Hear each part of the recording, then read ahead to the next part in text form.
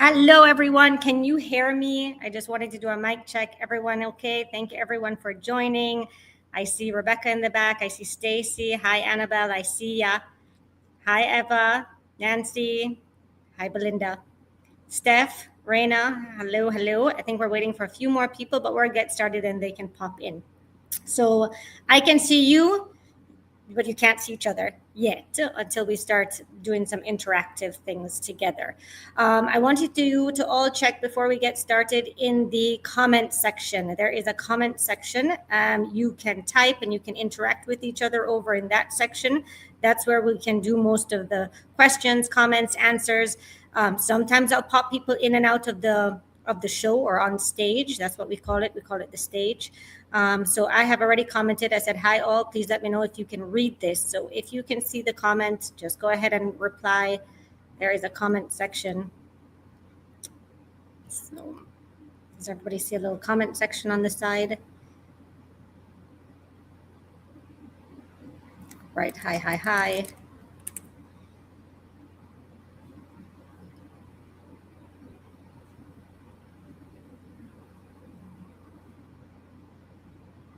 Nope, I think no one's commenting over there. Not sure if anybody can see it happening on the side over there. Let's see if I can make it a little bit more visible.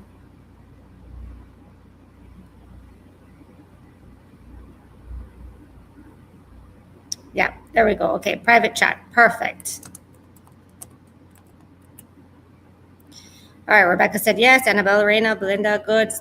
Stacy, Steph, perfect. So that's where, if you have any questions, any comments, or anything, you guys can pop that over there. I'll try to go back and forth to it. If for whatever reason I am so busy in the session or in the, reading and explaining, somebody can just kind of wave me down because I'll go all over the place. All right.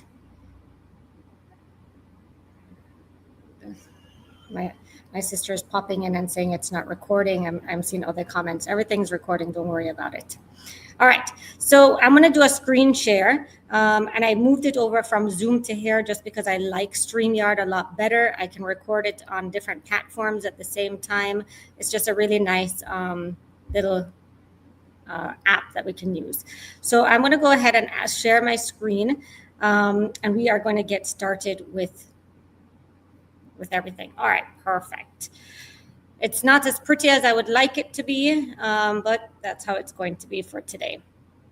All right, let's see if I can open my own. All right, welcome everyone. Let's see where we're going. I'm going to just fast forward it a little bit so we can get started from the way beginning. All right. Okay, so I would like to welcome everyone for being here. So let's start by just taking a deep breath in. Let's ground ourselves. Just anchor yourself into the present moment. I know that we are so busy with our children, our work, our lives. We just want to be fully present and being capable and open to receiving lots of different messages. You're gonna hear me say things repeatedly, the same things over and over again tonight. It's not because I'm dumb or I think you're dumb. It's because I want to get it to go from the conscious, the subconscious, to the nervous system. I want to get it to go to all the different levels of you.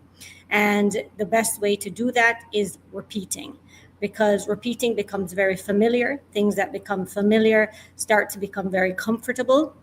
And then we kind of get deeper into the system, and that's what we kind of want to do. So you'll hear me repeat a lot of things over and over again, and I want it to just become a second language to you.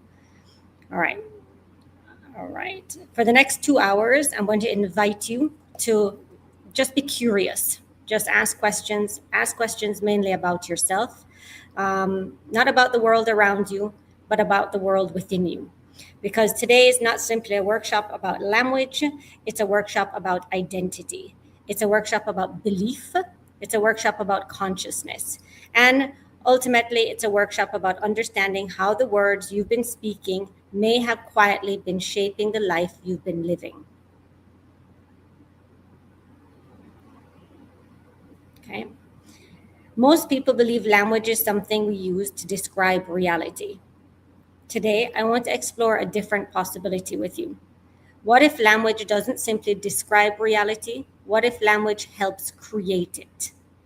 What if the words you repeatedly think, the words you repeatedly speak, hear, and identify with are helping construct the version of reality you experience every single day? Today, we're going to explore neuroscience. We're going to explore subconscious programming. We're going to explore energy. We're going to explore frequency. And we're going to explore a little bit of manifestation. All right. And the most important question that we want to ask ourselves is, who are you beneath the language? Because before you can consciously create your future, you must first become aware of the words that created your present moment. So welcome to Decoding the Language of the Soul.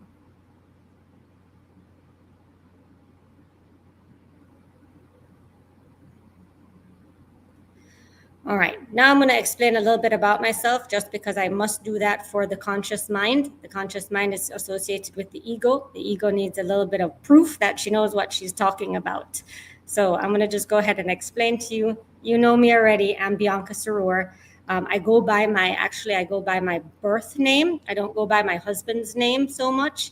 I really just like the vibration and frequency of my birth name. And we are going to talk a little bit about that. For many years, I've worked with people through a variety of modalities, including quantum healing, hypnotherapy, neurolinguistic programming, subconscious reprogramming, energy work, meditation, chakras, and transformational coaching. What fascinated me the most is not simply healing symptoms, it's understanding patterns. Understanding why people repeat the same relationships, the same fears, the same struggles, the same limitations, even when they desperately want to change. And what I've discovered over and over again this year and through my past years of listening and learning, behind almost every pattern is language. Language hidden in the subconscious mind, language inherited by their family, language spoken by their teachers or by society or by themselves. Because every belief has a language, and every identity has a language, and every reality has a language. And when we change the language, we begin changing our reality and the reality connected to it. That's why this workshop exists. Not to give you more information, it's not about giving you more information, but to help you see the invisible programming that may have been running your life already. Okay? It's more about becoming aware.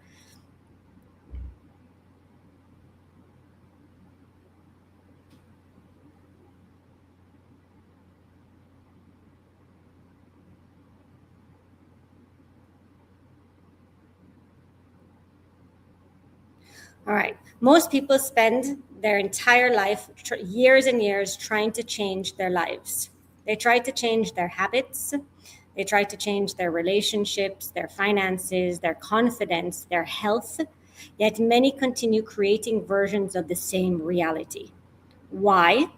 Because while they're trying to change their life, they're speaking the same language that created the current version of it. That's what happens when we attempt transformation without examining the language. If every day we say, life is hard, nothing works for me, I'm not good enough, then those words don't simply disappear. They don't disappear into thin air. They become instructions. They become expectations. They become filters through which your brain interprets as reality. And eventually, they become your lived experience. Today, we're going to begin uncovering those hidden instructions.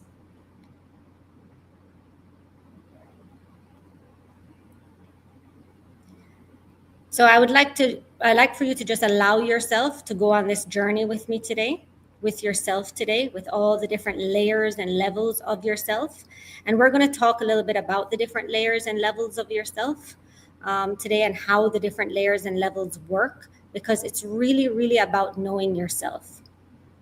We'll explore the power of you, the power of the subconscious mind, the language of chakras, generational programming, manifestation through language, and perhaps most importantly, the language of your future self. That's the most important part. That's where we're going to get to at the end. It's 7 layers of what we're going to be peeling back today in 7 different units. And by the end of the unit, we're going to be going into the future self, and that's where some real change is going to start to happen. So I don't want you leaving with more knowledge. Like I said, I want you to leave with greater awareness, because awareness is the first step towards transformation. You cannot change what you cannot see. So today we're making the invisible visible. Let's begin with something most people never question. We're going to start with something really, really special, really, really important, and that is going to be your name. Your name is the first spell. A word that you've heard thousands and thousands of times, a word so familiar you barely notice it anymore, yet it may be one of the most powerful words that you've ever heard.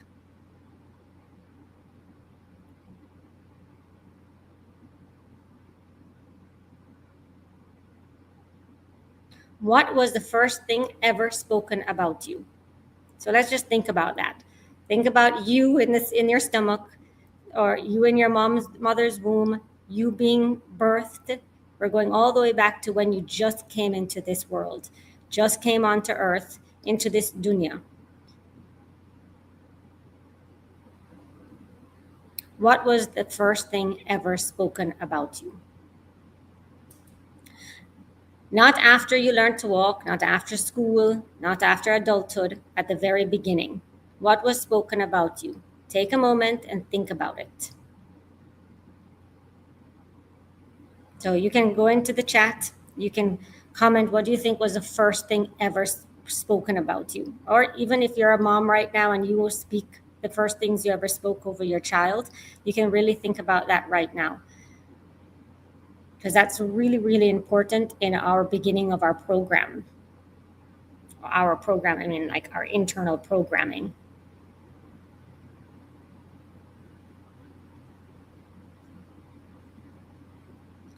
Many people will answer your gender. Many people will answer your birthday, maybe your weight, maybe your eye color. What a beautiful new baby girl. My child, I thought, a precious gift. Yeah. But all of those came after one thing. This baby is a blessing. She's going to make things change. Amazing. So the first thing ever spoken about you, thought I was a, yeah. Somebody thought they were a boy when they were born. Hello, baby, at least while in my mother's womb. Beautiful girl when I was born. Yeah. So all those things came after one thing. They all came after your name. Before you developed personality, before you developed belief, before you developed identity, there was a word spoken repeatedly over you, over and over and over again, and that was your name. Think about this. As a newborn, you had no concept of who you were, no self-image, no story, no identity, nothing. You were born completely blank. Your name became your identity because people repeatedly pointed towards you and used the same word again and again and again. Eventually, your nervous system learned that word means me. Your name became attached to your identity. Your brain began associating an entire existence with a single collection of sounds. Your name became one of the earliest anchors of your identity.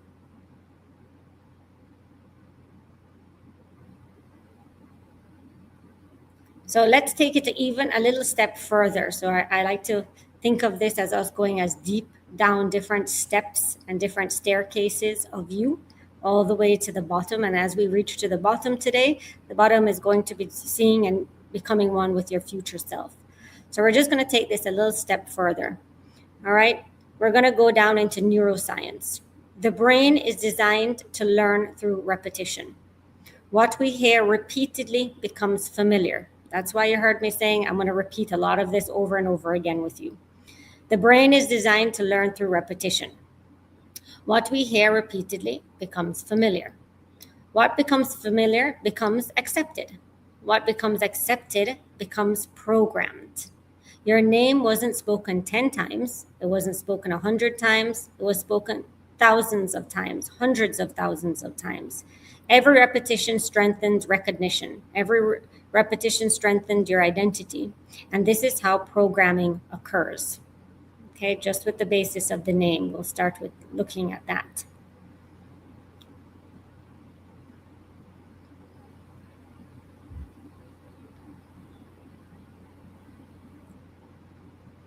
All right. We've all probably heard this before. Neurons that fire together wire together. Every repeated word strengthens a pathway.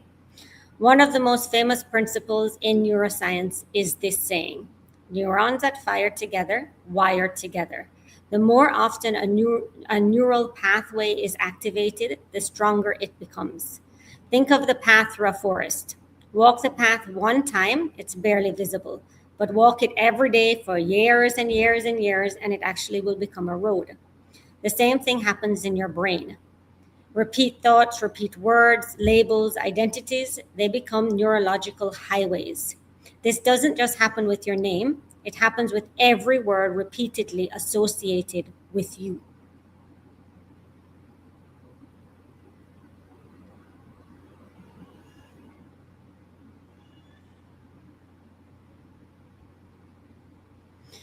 Think about some of the labels you heard growing up.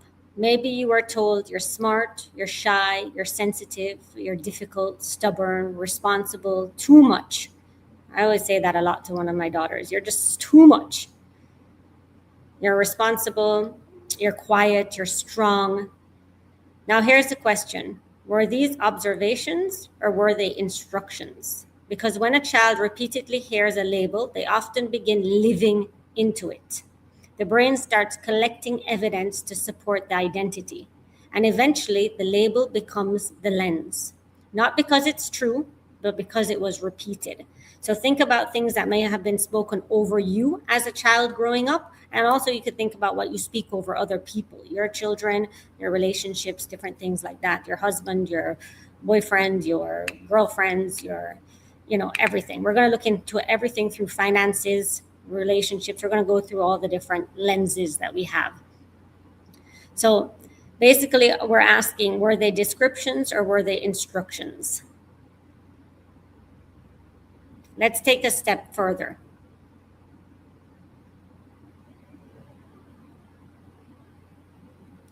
Now we're getting deeper. We're going down to one more staircase. Many of the words we speak today did not originate with us. They came from parents, grandparents, teachers, culture, religion, society. Think about some common family phrases. Think about what your family always says about different situations. Money doesn't grow on trees. That's a big one. Life is hard. Good girls must stay quiet. People can't be trusted. You have to work twice as hard. What if these were just sayings? What if they were subconscious instructions passed through generations? Because language travels through family systems, sometimes for decades and sometimes for centuries. We'll dive into it more in detail in one of our next units.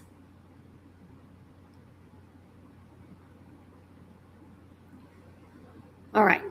Now let's explore a question that sits at the intersection of science and spirituality. That's where I love to sit, between these two lines. Did your soul choose your name, or did your name help shape you from becoming who you are today? Science cannot currently answer that question, but spirituality, it has many perspectives. Some believe that the soul chooses experiences before incarnation. Some believe names carry energetic frequencies. Some believe names create subconscious expectations. Perhaps both are true. Perhaps your soul arrived with potential, and language helped shape how that potential expressed itself. So I really believe that we speak names, and our names are really chosen for us by us. I feel like my children chose their names for themselves, and we're going to go into that a little bit.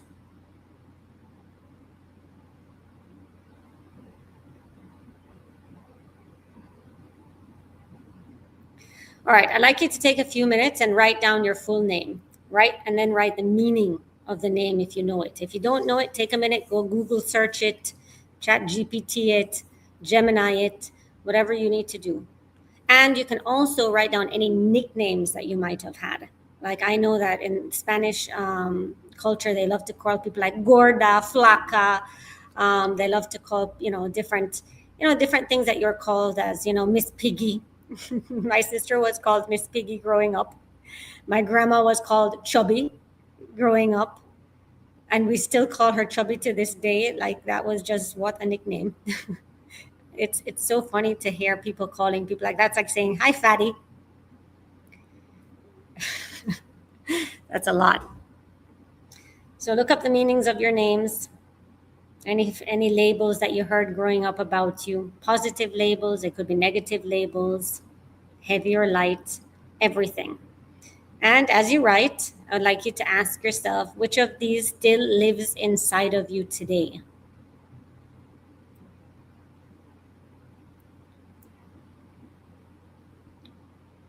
So I've looked up my name. So I know that my name is Bianca. Bianca means white or pure or clear. My middle name is Lane, which is a path or a journey. My last name is Surur, which means to smile. So my name is a light along the journey to happiness. That's the name of my name.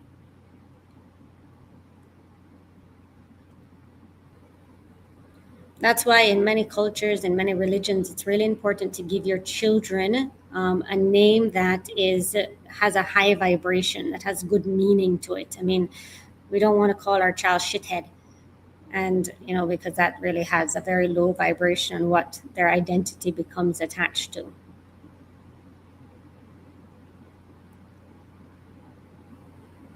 Stephanie means crowned one. I like it.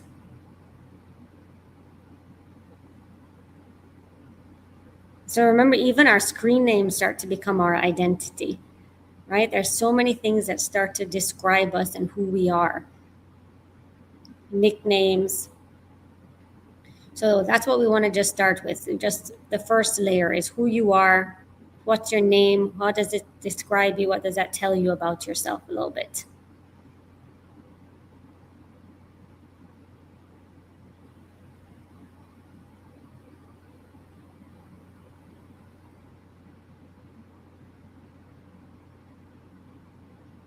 I'm just giving you a minute to dive in.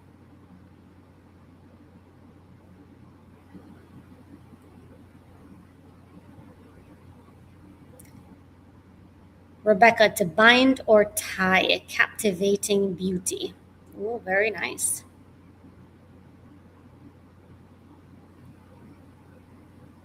So you can really dive into your name, your middle name, if you have one, your family name, really looking at what it means to you. How is it associated with you? Why would you pick such a name? Luz means light. Annabelle is graceful beauty, favored grace. Frausto means full of fruits. I love that. It's very, that name feels very expansive. I mean, that's what we want. We want things to make us expand. We don't want things to make us feel restricted or constricted in any way. Stacy means resurrection or new beginnings. I love that. See, these are all amazing positive things. And Anne, rise again. Belinda means beautiful, bright, and grace. See, these are such amazing things already spoken over us. Ruth means friend, so a beautiful friend, Belinda Ruth. Stacy or fruitful. Nancy is grace, favor, God's gracious gift. Amazing. Raina, peaceful, ray of sunshine at night. I love it. Right? A ray of sunshine at night is like a light in the darkness. These are such beautiful things already spoken over you, already embedded in your biggest code. It's your birth certificate, right? You signed that. That's your contract. That's your first contract you ever made.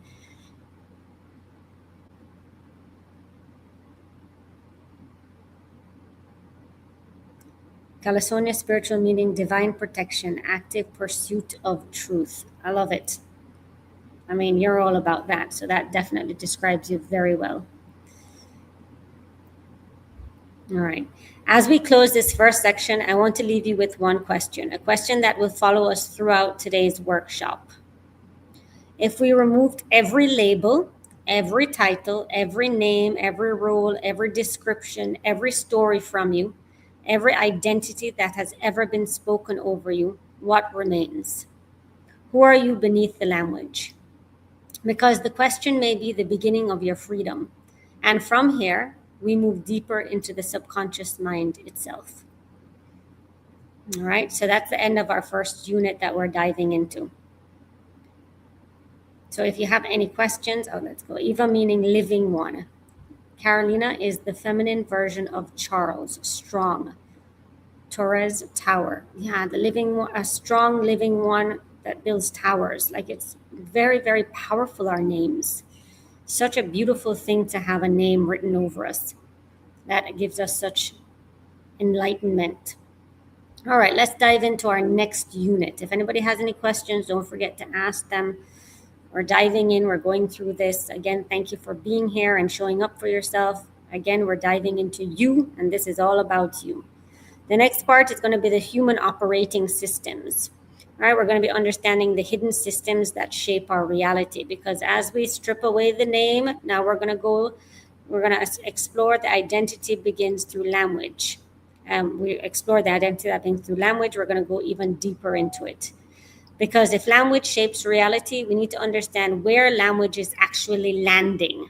All right, we spoke it. Where does it go? Where does this name hit us? In what place? Most people believe that they're creating their life through thoughts. They believe if they simply think positively enough, visualize enough, manifest hard enough, or repeat enough affirmations, everything will change. Yet, many people have spent years doing exactly that, and they still feel stuck. Why? I mean, maybe you guys sit and say manifestations all the time. Maybe you have some written on your mirror, in your bathroom. Maybe have it on your dresser. But maybe it's just not working sometimes, and we want to understand, why does this not work? Because human beings are far more complex than a thinking mind. Today, I want to introduce you to what I call the human operating system. The hidden system that influences your emotions, your choices, your relationships, your habits, your manifestations, and ultimately your reality. If you ever done a manifestation classes with me or masterclass, you'll understand that there's many layers to being able to manifest. And as we move through this section, I want you to consider one possibility. Maybe you're not broken, okay? Maybe you're simply been trying to create change from the wrong layer.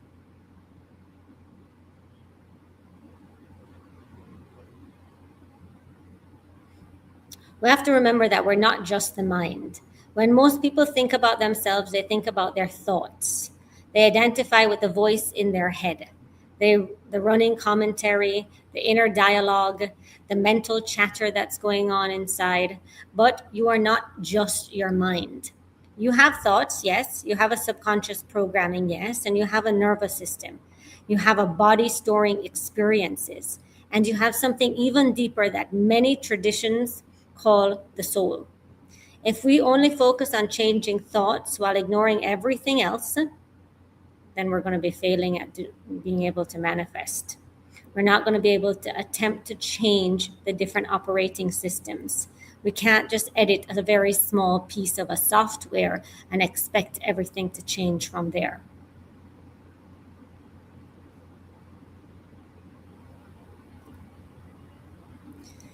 Let's talk about positive thinking. Positive thinking has value, yes, but positive thinking alone is not enough. Because if positive thinking alone worked, most people would already have the life that they desire, right? We wake up in the morning, we're like, I'm going to think positive, I'm going to pray, I'm going to, look at my affirmations, I'm going to do all of this stuff. How many times have you woken up and said those things? How many times have you opened your eyes and you said, oh, today I'm going to be successful. Today I'm going to be confident. I'm abundant. And yet there's another part of you that immediately responds, nope, no, you're not. The reason this happens is because the subconscious mind is often running on a different program. The conscious mind says, I'm successful. That's not what we've practiced. That's not what we've experienced. And that's not what we've learned. And the internal conflict will begin. I learned somewhere that the mind, the part of our mind that controls our thoughts, also controls our decision making. So the thought process and the decision-making process comes from the same mind place in the brain. So there will be constant conflict that will happen when you decide to make a decision. The mind will say, I'm not sure about that. Last time you did that, this didn't happen. Are you sure you want to do that? That's not what you've been doing in the past. That looks kind of scary. So it comes from the same place in the mind. We can say it all comes from the solar plexus, but a little bit of both. One fuels the other.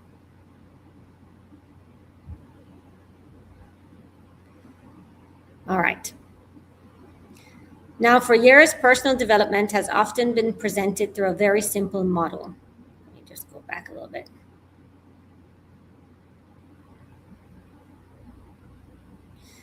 Thought, action, result.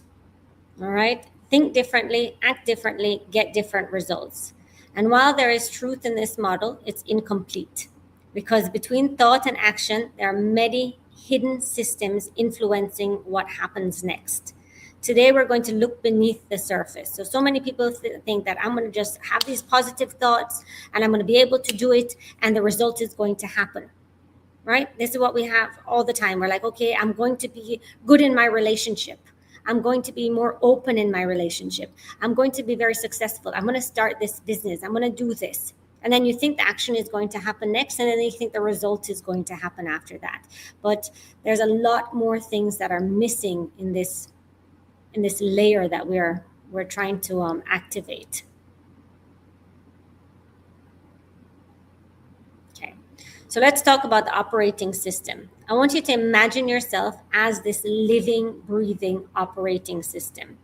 All right, there's 5 major layers working together simultaneously. We have the conscious mind.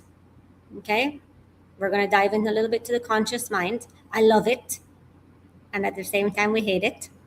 We have the subconscious mind. Right, we have the nervous system, which is very important as well.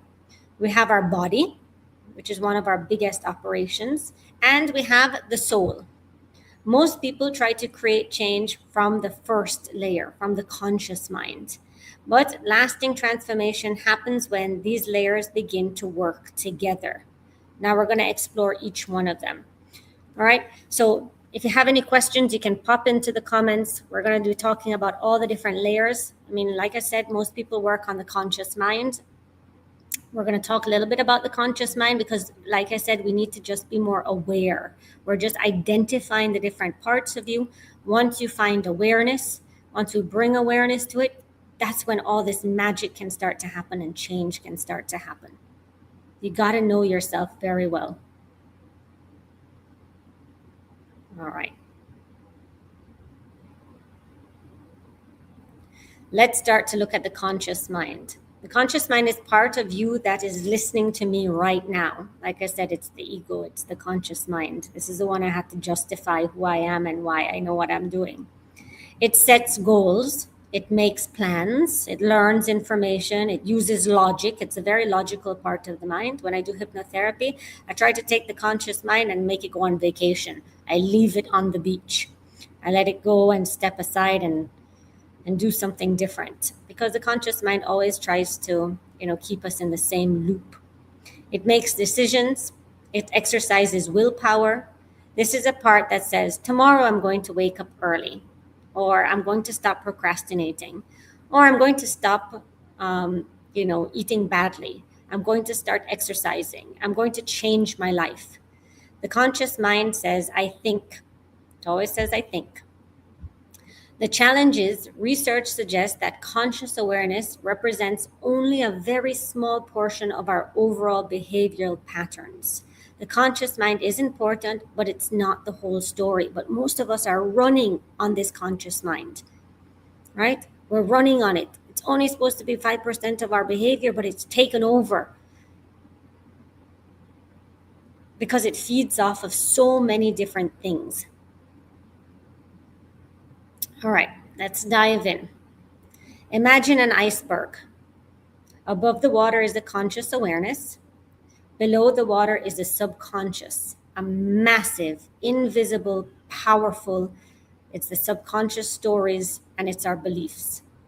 It's our habits, it's our patterns, it's our emotional association, it's our identity. The conscious mind says, I want to change. The subconscious mind will say, is this familiar? Because the subconscious values familiarity more than possibility. Its job is efficiency. Its job is prediction. Its job is repetition. The conscious mind says, I think, to the outside of the iceberg will say, I think I want to start to eat healthy. I think I'm going to, exercise tomorrow, or I want to exercise tomorrow. The subconscious mind says, I'm going to repeat what I've been doing. It's going to just repeat the same thing that you've done over and over and over again.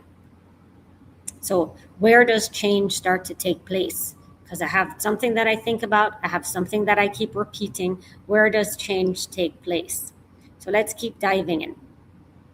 Now let's talk about something many manifestation teachings completely overlook. And this is becoming so big in people are talking about this system so much, where it's they're doing facials all about this system, where we're doing breath work all about this system. This system has just been like this new found existence recently. It's our nervous system.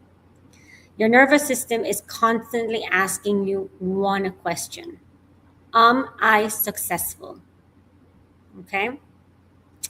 All right, it's not about asking you if you're wealthy. It's not about asking you if you're fulfilled. It's not about asking you anything. It's going to ask you if you are going to be safe. It's not about success, not about happiness, not about anything like that. It just wants to keep you safe. And actually, I was discussing yesterday with Annabelle last night. Annabelle messaged me and she said we were talking about prayer, right, Annabelle? And she was like, we're praying, my kids are praying, and I said, yeah, because we're praying because our nervous system also feels safe in prayer. It knows or it believes that there's something bigger taking care of us, something bigger out there. It makes our nervous system really calm down. That's why so many people put prayer before they go to bed, right? I mean, you could pray throughout the day, because if you feel like you're very anxious, if you feel like you're very worried, if you feel like you're running on, like Rebecca messaged me yesterday. She's like, I have these knots in my stomach and it's not anything, physical. It's my nerves. Prayer, right? It's going to calm that nervous system down. If the nervous system perceives danger, uncertainty, right? The future is so uncertain, right? That's why I'm always like, just imagine what your future is going to look like. Just put some type of idea to it. If it's going to imagine rejection or criticism or emotional threats, it will often prioritize protection over growth. It always wants to keep you safe. This is why people can desire expansion while unconsciously choosing safety. All right, hear that again. You might want to expand, you might want to change, but unconsciously you're going to choose the safer bet. The nervous system will often choose familiar discomfort over unfamiliar possibilities. The unknown is dangerous. The unknown is not safe. The unknown is unpredictable. I'm not going there. Because familiarity feels safer. Okay, so we got to understand our nervous system a little bit. All right, let's go a little bit deeper. All right. Have you ever smelt a scent and instantly remembered a childhood experience? I know there's some perfumes, like cool water perfume. I don't know if you guys know the cool water perfume. If I smell that, I can just go into like a childhood memory. I can remember a place I am at. I can remember wearing it. There are so many different smells. So if you have this smell, or if you have this one thing that, when you think about it, you think of your childhood, go ahead and pop that in to the comments. Let's keep this chat open between you guys. I mean, you guys can all be having your side chatting and chat and talk about different sense or childhood experiences. Okay, if you've ever heard a song and felt emotions from years ago, oh my goodness, I can hear Usher, or I can hear different songs from when I was a kid, and all of a sudden I can remember moments in the car. Sometimes I was doing things I wasn't supposed to do in the car with my friends, but I can go back to those exact memories. That's because the body stores experiences. Sometimes long after the conscious mind has forgotten them, experiences create emotional patterns. I smell those nostalgic for I smell that's nostalgic for me would be Ralph Lauren perfume or Clinique Happy. If I smell Clinique Happy, I think of my mom. That was her go-to perfume as when I was a child, Clinique Happy. If I think about it, I can just smell my mom. Right? It's amazing how we associate these smells with different memories. I was just saying, do you have any songs or any smells in your childhood that can bring back certain memories? Oh, coconut suntan lotion, right? You can just think of yourself on the beach, baking in that sun, right? And like I was saying, the body stores experiences.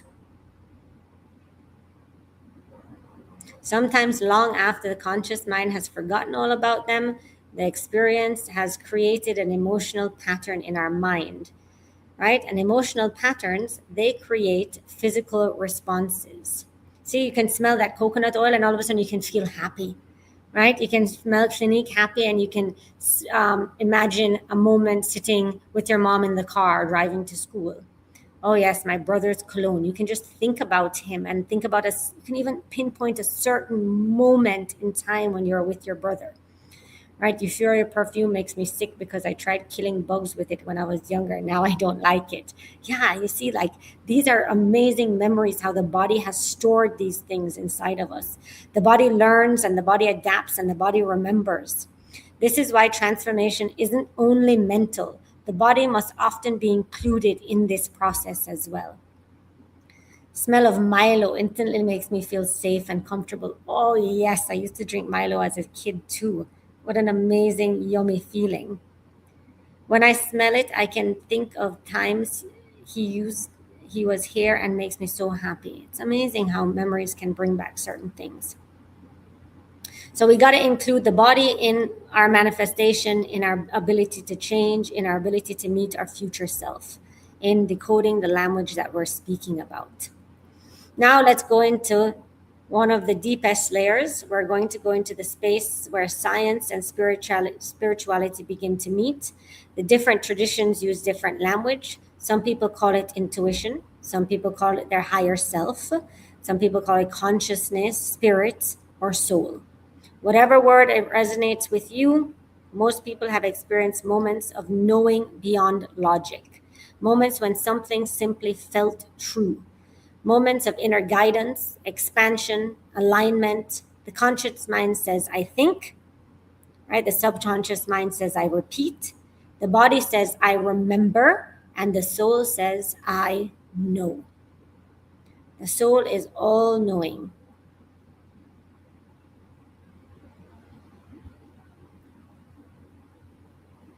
Okay, so these are the layers that we're going to be diving into.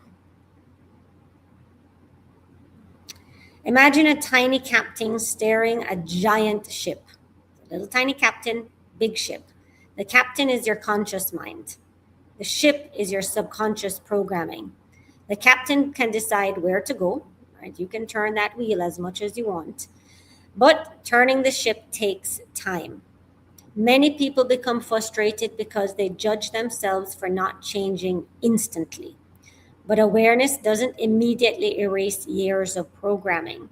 Awareness begins the process.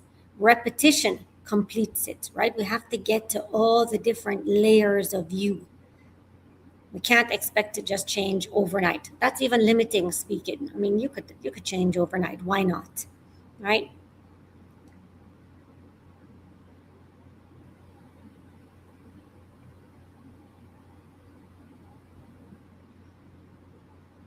All right, let's keep going through. Now let's connect these back to language, the most important part of what we're talking about today.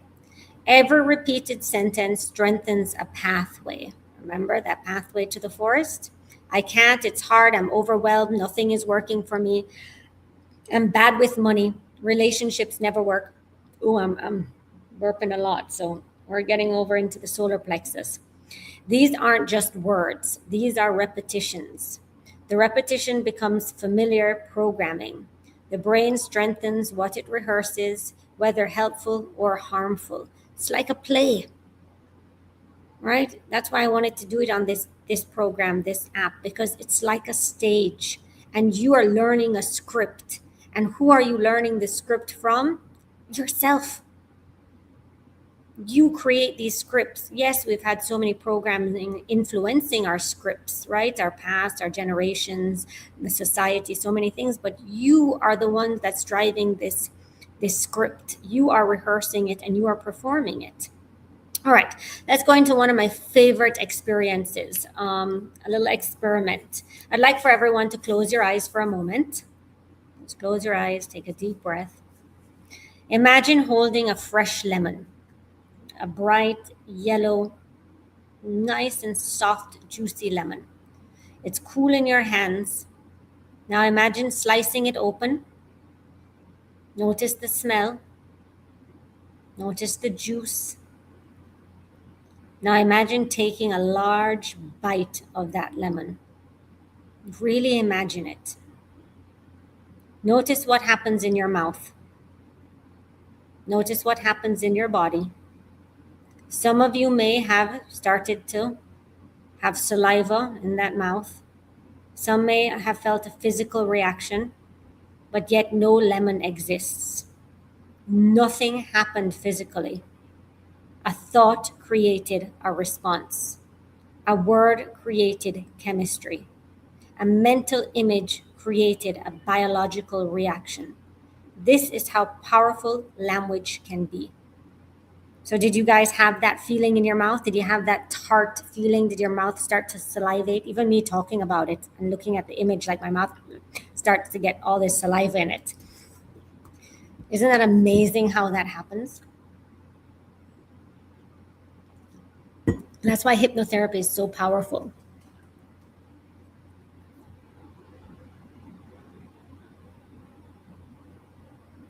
Like I said, language creates chemistry.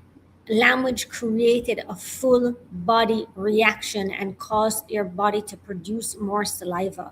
It caused you to have this taste in your mouth. It created a full on physical change in your body. That is so powerful. Why is that? Because your body is always listening. The subconscious is always listening. Every word creates a signal. I can, I can't. I trust, I'm scared. I'm overwhelmed, I'm excited.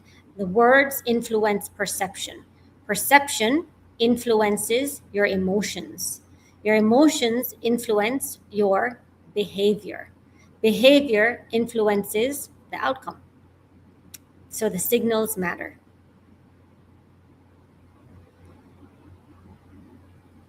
I'd like you to grab your journal, grab your pen and paper. Let's write down one sentence you say repeatedly, something you find yourself saying often. Maybe it's I'm exhausted, or I don't have enough time. Nobody understands me. Life is hard. These kids are difficult. Money disappears way too quickly. Write it down exactly as you say it. Whatever pops up. Maybe you have more than one, but we're going to be diving into different layers, so we're going to be diving into different topics. Remember, we're decoding you. We're starting to take apart your layers and understanding you on a deeper layer.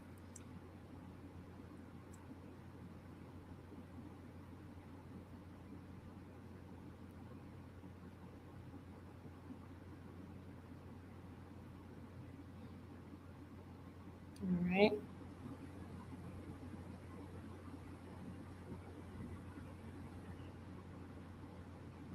I don't know. That's one of your sentences. There you go.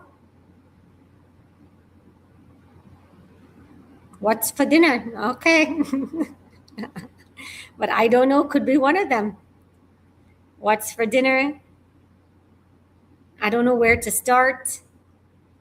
I don't know what to do with myself. I'm late.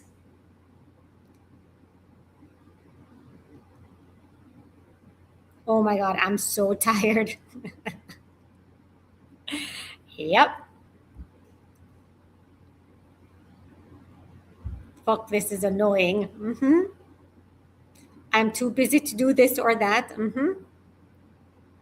I'm so overwhelmed. I hate figuring dinner out every night. Yeah. I think we all do.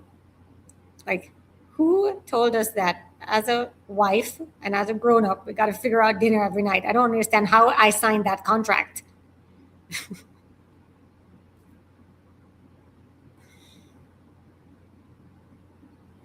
All right.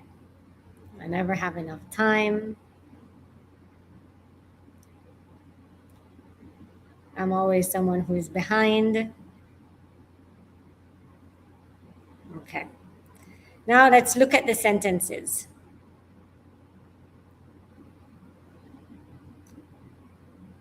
Let me go back into my sentences.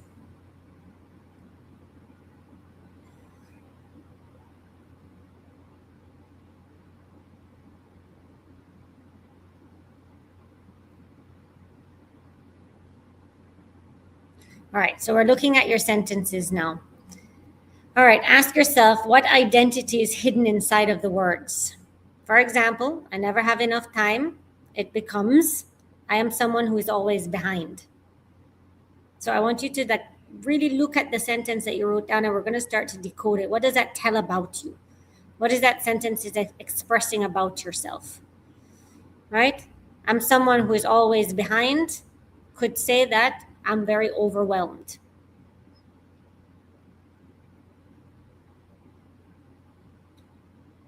Right? If you never have enough time, maybe that means that you're always falling behind something. Maybe if you're very stressed, who put, oh, I'm so overwhelmed.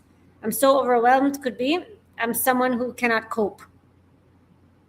Can't cope with my existence, with my environment. I can't cope with it. I can't deal with my environment right now. Money always disappears. If anyone had any money ones, it can become, I'm someone who struggles financially.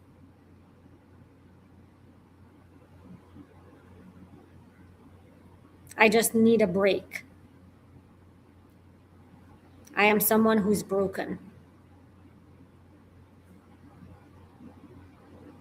I have a lot going on. I'm someone who is overwhelmed with the day.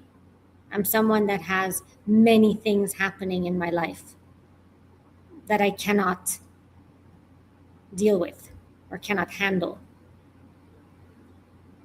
I haven't even gone into this workshop into how language can influence our body in a sense where, I cannot understand can always mean you can have leg problems.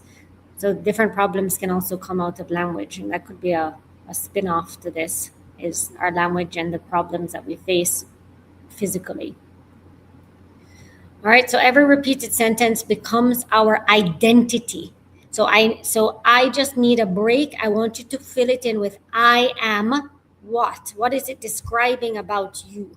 I have a lot going on, and I am what? I am full of things happening in my environment. Okay, because it becomes your identity, it becomes who you are. And when we're describing ourselves, normally it's me, I am this type of thing. Right? And then identity starts to create behavior. So if I have a lot going on, I am full of things happening, then it starts to create your behavior. How does someone who has a lot of things happening act? Maybe they act frustrated. Maybe they act rushed. Maybe they act irritated.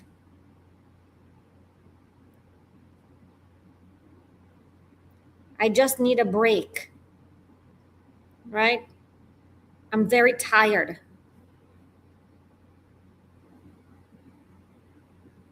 Someone who needs a break, maybe they're very overwhelmed, they're exhausted, they have a lot of things that need. A break means what? That we have a lot of things going on, we're hearing a lot of information, we're receiving a lot of information, we're doing a lot of things, and we just need a timeout.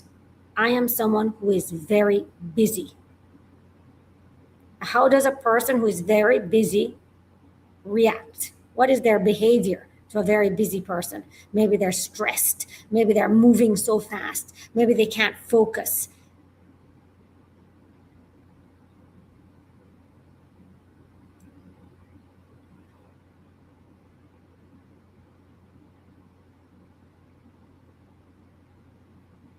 Okay, let's continue. Yes, they get easily agitated because they have so many things coming at them. Imagine you're doing this with me, and all of a sudden your kids are like, Mom, Mom, Mom, Mom, right? I need to give you a break.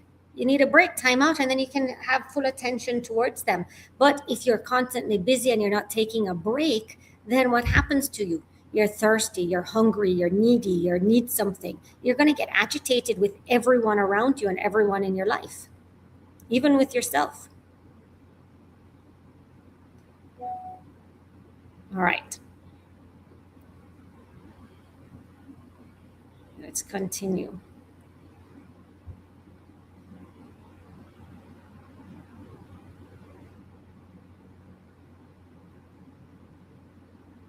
All right, this is where transformation begins because we're able to identify those different words that we're using. Not every voice inside you is the same. Fear speaks, programming speaks, conditioning speaks, past experiences speak, trauma speaks, but the soul also speaks too. And the soul often sounds very different from all of the other voices. The soul sounds curious.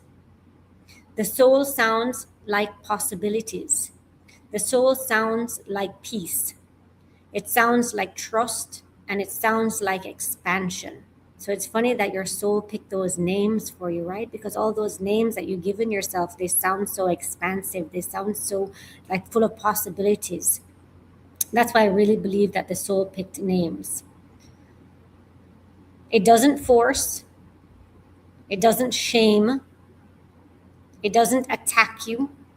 It gently invites you. It's kind of like the voice of the divine.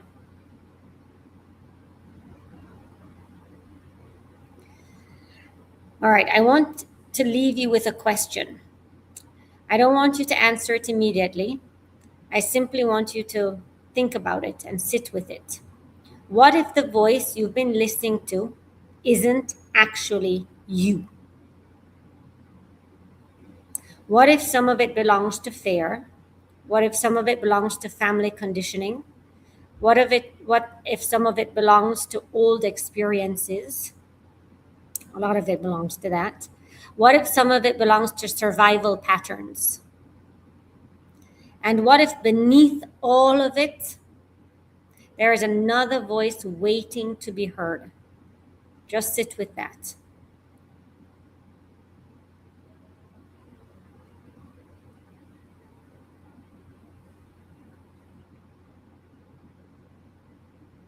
Today, we've begun seeing the hidden architecture beneath your reality. The conscious mind, the subconscious mind, the nervous system, the body, and the soul. And perhaps the most important realization is this: awareness creates choice. You cannot change a program that you cannot see. But once you see it, you are no longer unconscious to it. And that changes everything. That's why ancestral constellation works. That's why hypnosis works. That's why meditation works. Those things work because all of a sudden, nothing needs to be done. You just need to see it to be aware of it. Because from awareness gives you choice. And from choice comes transformation. Now that we understand the operating systems, let's explore one of the most fascinating languages the human system speaks. We're going to dive a little bit into the chakras. That's my favorite. We're going to talk a little bit about the language of the chakras. I know that some of you, it could be Chinese to you right now, but that's okay. This is the language of you.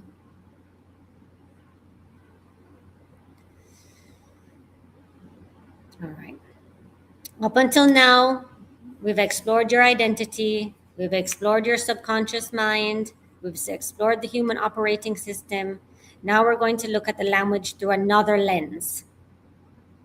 And before we begin, I want to clarify something. Today is not about teaching about chakras in the traditional sense, all right? Whether you think of chakras as an energetic center, a psychological center, symbolic maps, you can look at it as, different energy points in the body. The framework, it doesn't really matter what you look at it as. What matters is this: different parts of us speak different languages. Different fairs have different vocabularies. Different wounds have different vocabularies. Different gifts also have different vocabularies. And when you begin listening carefully to the words you repeat most often, you can often identify exactly where your energy is asking for attention. Where is this coming from? Which energy point? Think of this section as learning a new language, the language your own system has been speaking all along.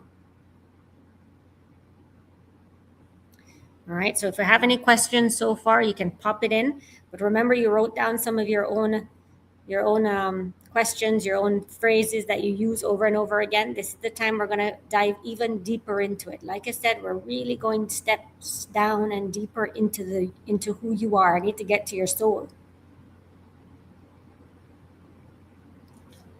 In order to get to your soul, I got to really help with that ego or that that conscious mind.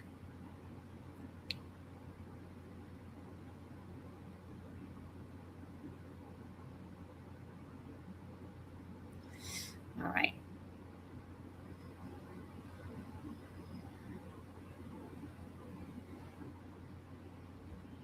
Imagine 3 people facing the exact same situation. Where's my 3 people?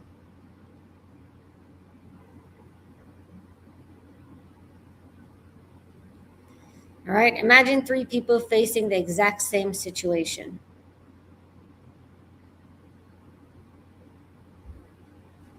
One says, "What if everything goes wrong?" Another said, "Nobody understands me." And a third says, "I should do more." Same life, different language, different emotional experiences, and different energetic patterns. The words themselves may seem ordinary, but beneath them lies a deeper story. The words reveal where attention is being pulled from. The words reveal what the system is trying to protect you from. The words reveal what part of the operating system is speaking. Okay, so just understanding the words, we can kind of look at the vocabulary that we're seeing and where this vocabulary is coming from.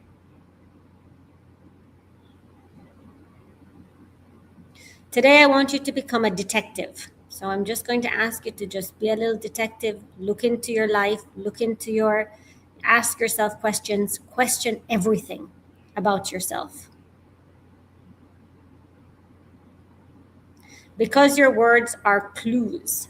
Every repeated phrase points towards something. It's going to point towards a fear, a belief, a need, a wound, a gift waiting to emerge. And as you move through these centers, I want you to listen to your own language. Notice which examples make you say, "Oh, wow, I say that all the time." Those moments are gold.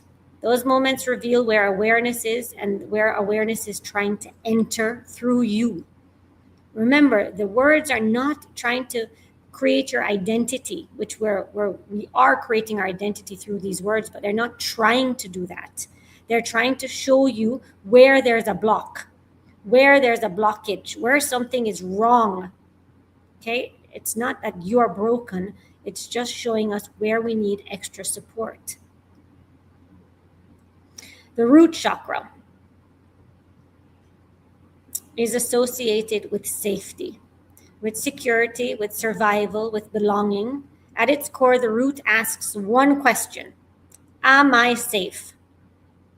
Not physically safe only, emotionally safe, financially safe, relationship safe, existing safely. When this center is activated through fear, language begins reflecting survival. So if your language is about survival, then we're going to be looking more into your root. That's where you're talking from. Listen to these phrases.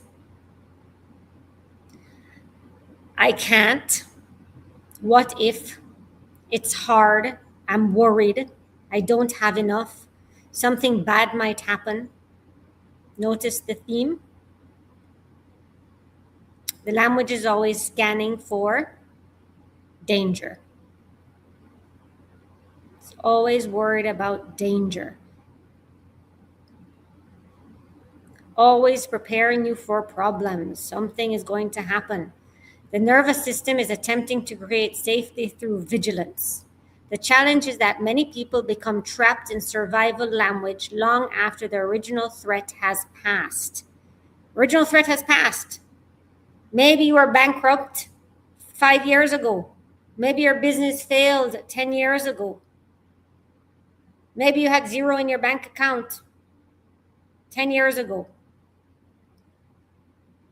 But that old wound is still being relived over and over and over again, and you are living in that moment constantly.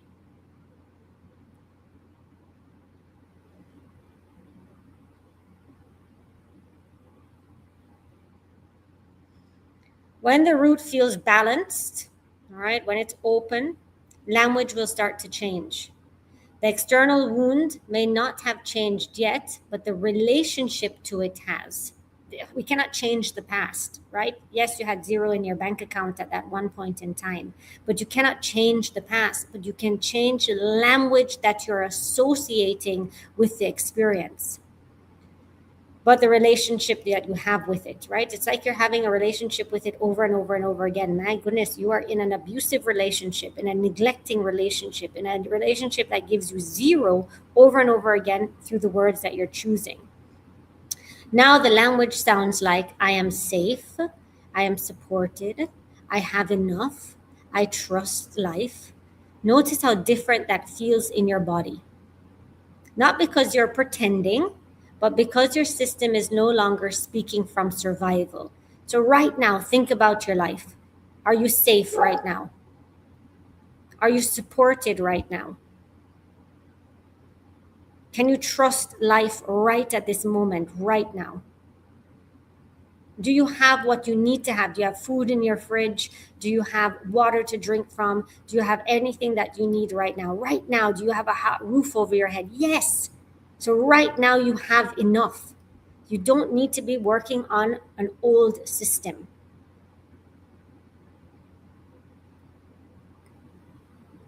All right, so let's keep going. The sacral chakra is connected to emotions. Oh boy. This one is about pleasure. This is where manifestation really comes from, because this is your ability to create, right? It's your ability to connect. It's your desires. It's your ability to receive. At its core, it lives one question: do my needs matter? Many people learned early in their life that their needs were inconvenient. You're too much, you're too emotional, you're too demanding, and their language begins reflecting that. I mean, we even tell that to our kids. We can tell that to our partners sometimes. Like, oh, come on, I don't have time for you. Oh my goodness, you're too much. Oh my goodness, stop your crying. Suck it up.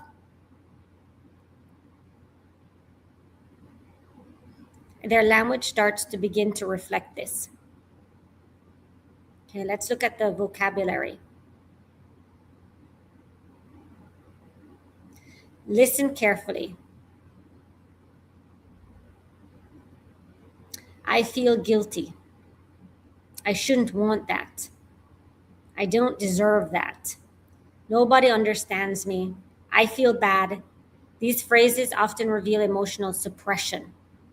The person has needs, right? You have needs, but they've learned not to trust them. You've learned not to trust your needs. No, I can't have that. No, that's too much. That's out of my league. It's taught you not to honor your needs and not to prioritize them. When this center becomes balanced and language softens, it begins sounding more like, my feelings matter. I deserve joy. Right? Don't you deserve all of this? I allow pleasure to happen in my life. I honor my emotions. Notice how permission enters the language. Remember we said about the root chakra? Right? It was all about fear and survival. Now this one is giving yourself permission. Because healing often begins when we stop apologizing for having needs. We have needs, we have wants, we're allowed to want, we're allowed to have these big dreams and these fantasies. We're allowed to do all of that. You have to give yourself permission. All right, let's go into the solar plexus chakra. This one is all about your personal power. It's about confidence. It's about your self-worth. It's about your decision-making, your boundaries. Its core fear sounds like this. I am not enough. That's what it sounds like. And because of that fear, language often becomes filled with pressure.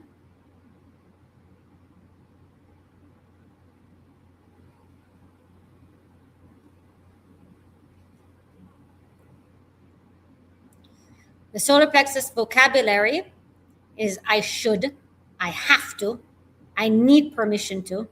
What will people think if I do this? I'm trying.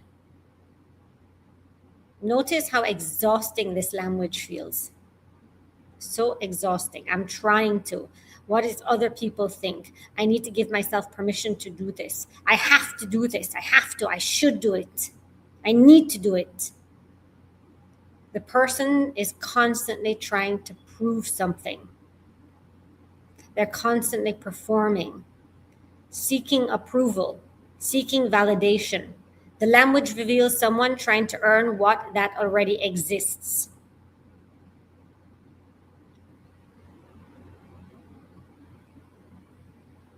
All right, let's look at the gift of it. Let's look at if it's balanced and if it feels good and it feels nice. It's open. You're using the right words to support yourself. How does that sound? It sounds very, very different. It sounds like I choose. I trust myself. My voice matters. I am capable. The difference between I have to and I choose to, it may be very small, yet it completely changes the energy of the experience. You always, if you've ever done a session with me, which you all have, I always say, I choose to. Try to say, I choose to do this, right? When we say I have to, it doesn't work with the conscious mind very well. It creates a fight. It doesn't open something up for us. It doesn't give yourself power. It takes away your power. I have to, I should. It takes away our self-power. It's not empowering.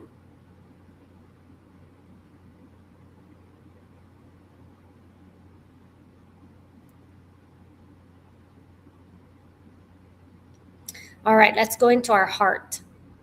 The heart chakra is the bridge between our lower and higher centers. So if you want to know a little bit more about chakras, so the three that we just talked about, that's more of a conscious thing. That's more of an ego-based chakras. Those are more of the ones that ground us to this world, right?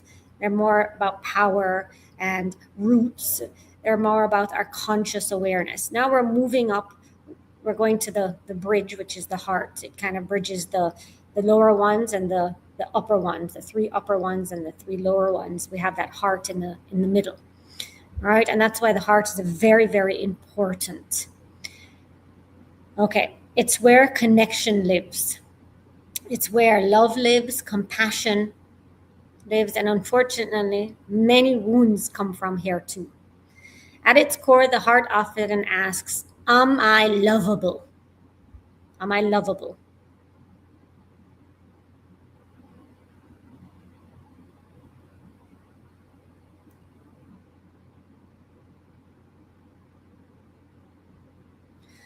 The heart vocabulary sounds like I always get hurt.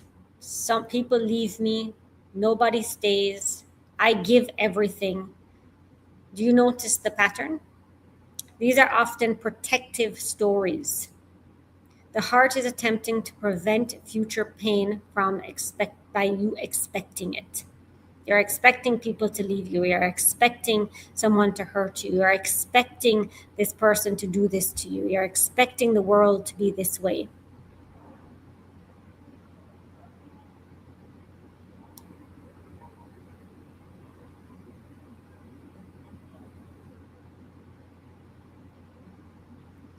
When the heart begins to heal and the language starts to evolve, it changes. I am worthy of love. Love flows both ways. I receive as easily as I give. I am open to connection. The healed heart no longer believes love must be earned through sacrifice. Heart is all about sacrifice. It's like something must happen for something else to happen. Somebody's going to do something to me if I do this. If I open my heart up to this person, they're going to break it.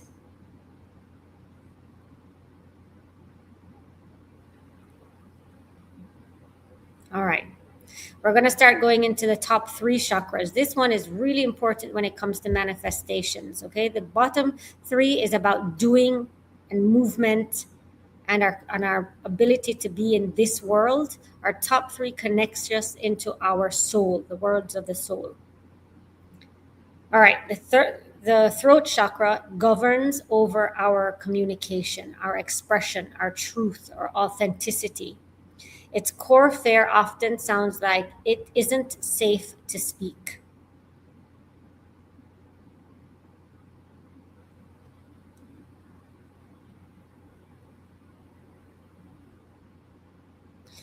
I can't say that. Nobody listens. They'll judge me. It's easier to stay quiet. Notice how the language immediately suppresses expression. Many people learned very early that speaking their truth led to criticism, rejection, conflict, or shame. This applies to people who maybe want to be more in also on social media. Maybe you want to express yourself more to people. Maybe you want to speak up in a public area. Maybe you just want to speak to your truth about to friends or to family.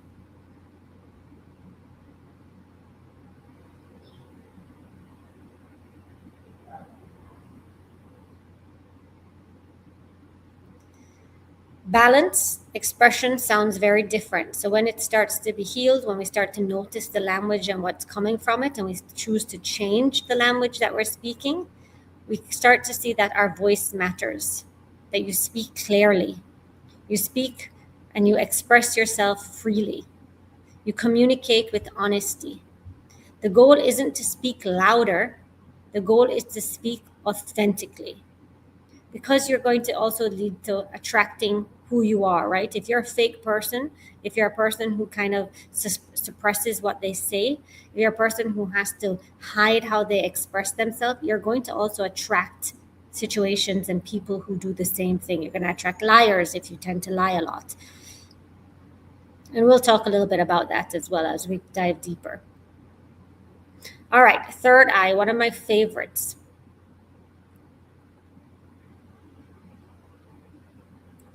All right, the third eye is associated with perception, right? It's about your awareness, it's about your intuition, it's about your discernment, it's about your inner guidance. The core fare sounds like I can't trust myself. This is such a big, important one, because so many people have the ideas, they have the want, they have the need, but they just cannot trust themselves to do it.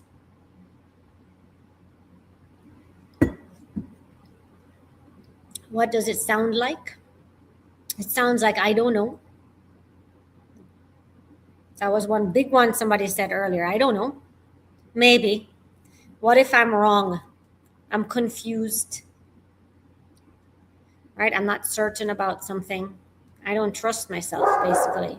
Notice how uncertainty dominates the language. The person continuously looks outside themselves for answers. Keep asking other people, what should I cook for dinner? I don't know. You don't know.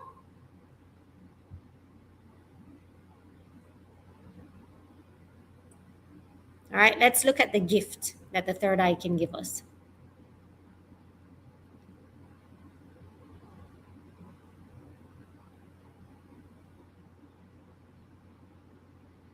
When our third eye is open and activated and balanced, the language changes tremendously. I trust myself. I trust my inner knowing. Clarity is available to me. I can discern what feels true. I'm confident with my decisions. Confident isn't knowing everything. Doesn't mean you know everything. Confidence is trusting yourself even when you don't. Doesn't mean you have to know all the answers in the world, but you trust yourself even if you don't know the answers. It doesn't mean that you're ignorant or stupid or a fool because you don't know the answers, but that's what you keep telling yourself. And then what's going to happen? You're going to feel like you're a fool.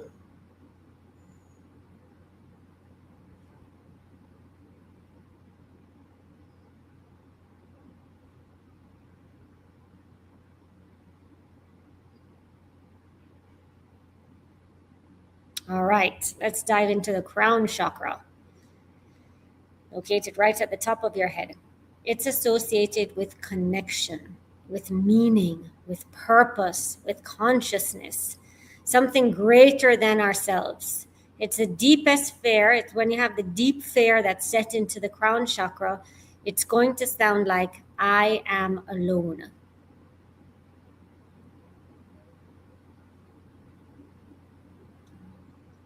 Why is this happening to me? Nothing works for me. The universe is against me. Life is unfair. My daughter told me the other day that, oh, life doesn't like me. I said, why? She goes, because I hit the ball, it hit me in my head. I said, yeah, life is a joke sometimes. I think it was just playing a joke with you. It's okay to laugh. It's not that serious. Notice the feeling of separation. It separates you from yourself. It causes a division to happen within yourself. It disconnects you from who you are. It disconnects you from meaning, and it disconnects you from possibilities. It's a very disconnecting vibration that it holds when it's not balanced. See, it breaks you all apart. Let's see what happens when balance returns to it. What gifts does it allow you to have when you're using the right words? When balance returns, the language completely shifts. Life supports me. I trust the process. Everything is guiding me. I am connected. Notice how the nervous system starts to soften. Notice how resistance decreases. And notice how trust starts to enter. Right? When you are not divided and you become whole again, you start to trust in everything and everything that life gives you and everything that you are given by life. Because you start to trust.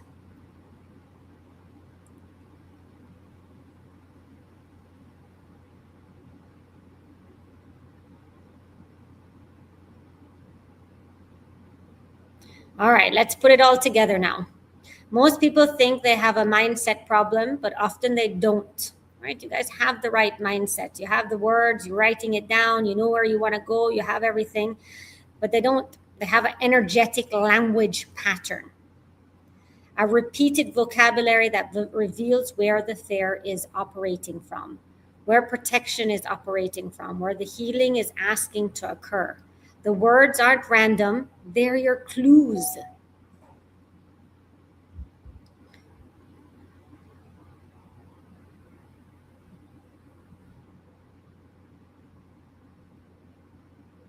All right, here, let's go into our exercise now. I'd like you to return to your sentences that you wrote earlier. Look at them very carefully again, read them slowly, and now ask yourself, which center is speaking?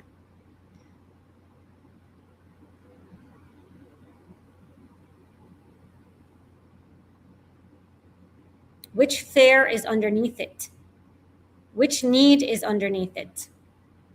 Which wound might be underneath it?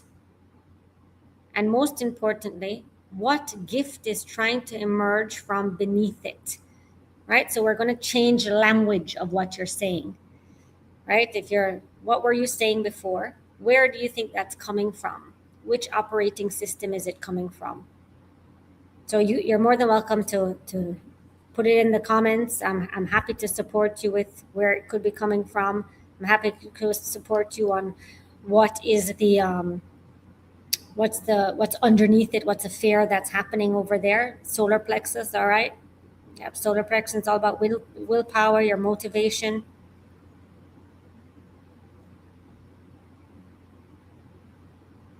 Third eye and root.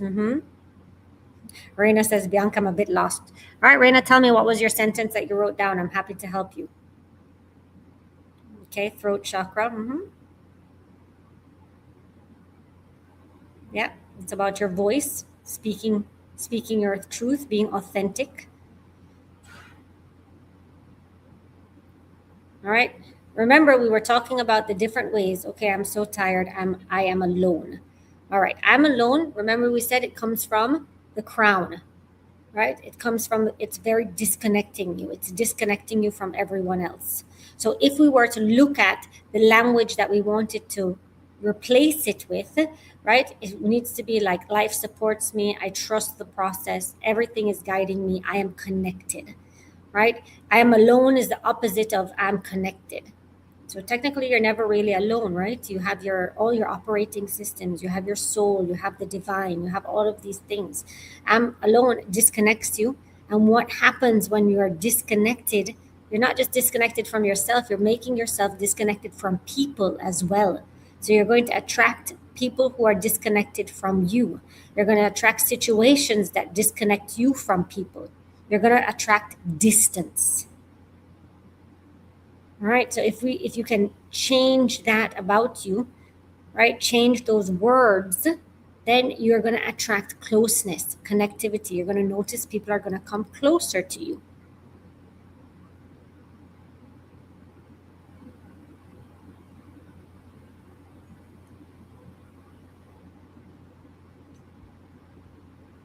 Where are we looking at? Throat chakra. Okay, if we're looking at throat chakra, we want to do a more balanced one. I speak clearly, I express myself freely, I communicate honestly, right? It's not about speaking louder, it's about being authentic when we're speaking. All right, if we're going to look at your solar plexus, let's look a little bit at solar plexus together. I'll help you with reminding you of the words that we use. I choose, I trust myself, my voice matters, I am capable. All right, I am capable. Yes, Rebecca, you were saying that you're so overwhelmed, right? You're so busy. I am capable, right? Look, if I'm so busy, it makes you kind of feel, what does it make the so it makes you feel like you have to do something, put so much pressure on you. It makes you have to try. It's very compressing, right? It's almost suffocating, right? When we put something where it says, I trust myself, I'm capable of doing all of these things that I have set out to do, that the universe has given me, right? There's a saying that God doesn't give you anything that you're not capable of doing, right? Right. So it's when you're looking at it through those type of lenses, all of a sudden you're empowered, right? The solar plexus empowers us. It motivates us. We're using the wrong language, then therefore we're not empowered. All right. Let's see if anybody else needs any help empowering their speech. Third eye. All right. Belinda said she's looking at her third eye. And third eye is all about your intuition and your awareness. I don't know, maybe, what's wrong. It's all about questioning yourself. All right. It's all about trusting yourself. I trust myself. I trust my inner knowing. Clarity is available to me. I can discern what feels right. You're being confident in knowing, not knowing everything, but knowing what you know, knowing yourself. I mean, who else can you trust if you can't trust yourself? Let me scroll down. Okay. All right. Now, what gift is it trying to give you? What gift is emerging beneath it? Right? Remember, it's a gift. It's not trying to show you where you're flawed. It's trying to show you where the healing needs to take place to make you more powerful, to make you more trusting in yourself, to allow these things to happen, right? Because you have a gift that's there.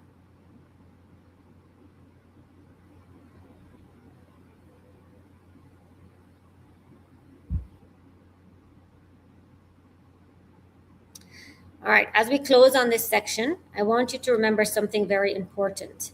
Your words are not the problem, your words are the clues. The goal is not to judge your language, the goal is to understand it. Because every repeated phrase is pointing somewhere towards a fear, towards a belief, towards a memory, towards a wound. You can even decode it even further down. Why do you think that you're overwhelmed? Why do you think that you don't know? Towards a future version that is ready to emerge. See, we want to change it because we want to meet this future version of ourselves that is open, aware, using the right language. Your language is a map. And now you're beginning to read the map that is all about you. All right. Today you've learned something powerful so far. We've learned about words that are repeated, are not random. They reveal where the energy is speaking. They've revealed what your system believes. They've revealed about our nervous system, what it's protecting. And it also revealed where the healing is being invited to take place.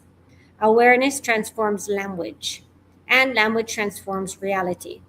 Now that we've explored the language of the energy centers, let's go even deeper. Because beneath every repeated phrase lives something even more powerful, a hidden definition, a hidden meaning, the hidden dictionary that has been shaped by your life. All right, let's dive into part 4, the subconscious dictionary.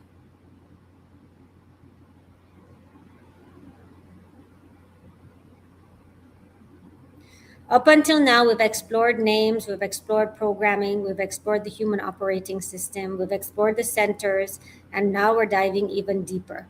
We're exploring into the definitions, a meaning, a subconscious instructions, a hidden piece of your code. Imagine for a moment that your subconscious mind has been creating a personal dictionary your entire life.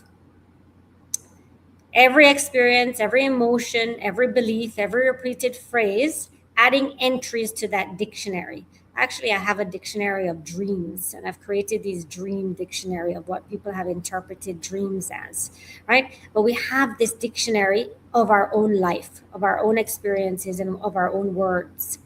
And without realizing it, you've been reading from this dictionary every day. Today, we're going to start decoding it. All right?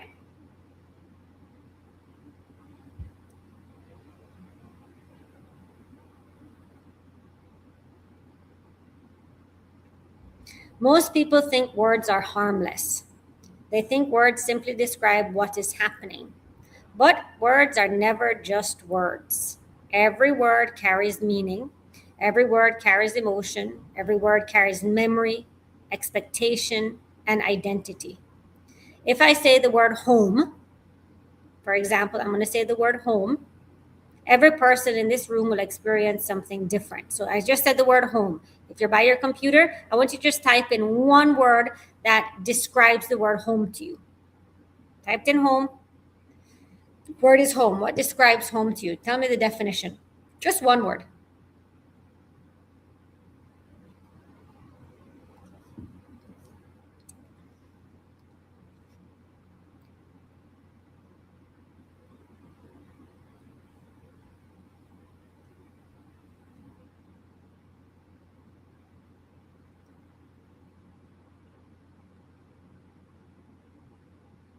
All right. Some people feel warmth. Some people said family. Some people said safety, oasis. Some people said work. Some people said grief. The word is the same word. And its meaning, it shapes our experiences, right? Each meaning is different. No pretense. There's no pretense. Right? Its meaning shapes our reality. So Stacy's meaning of home is work. Annabelle's meaning of home is rest. Nancy and Rebecca said safety around the meaning of home. Steph said oasis. Right? It all shapes your experience of home.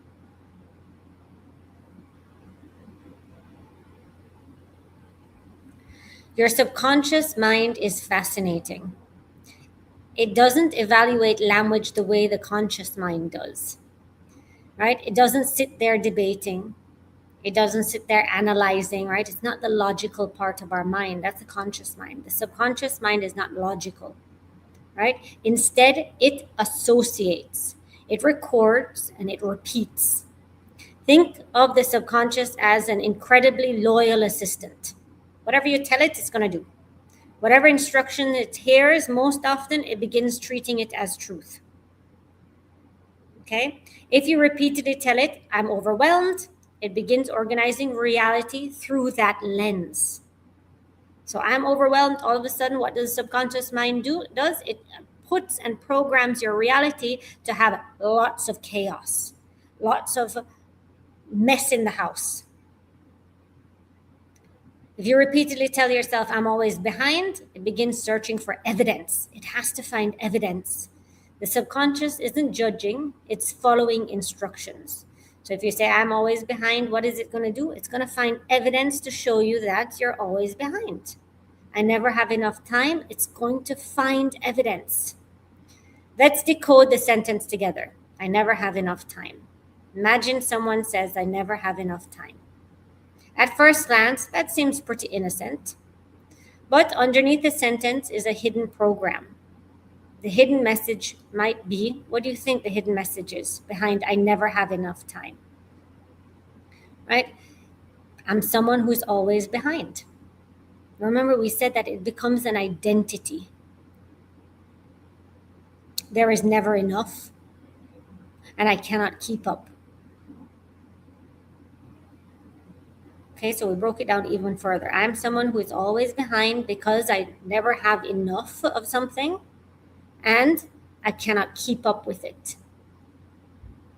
This is why language matters, because every sentence contains an identity behind it.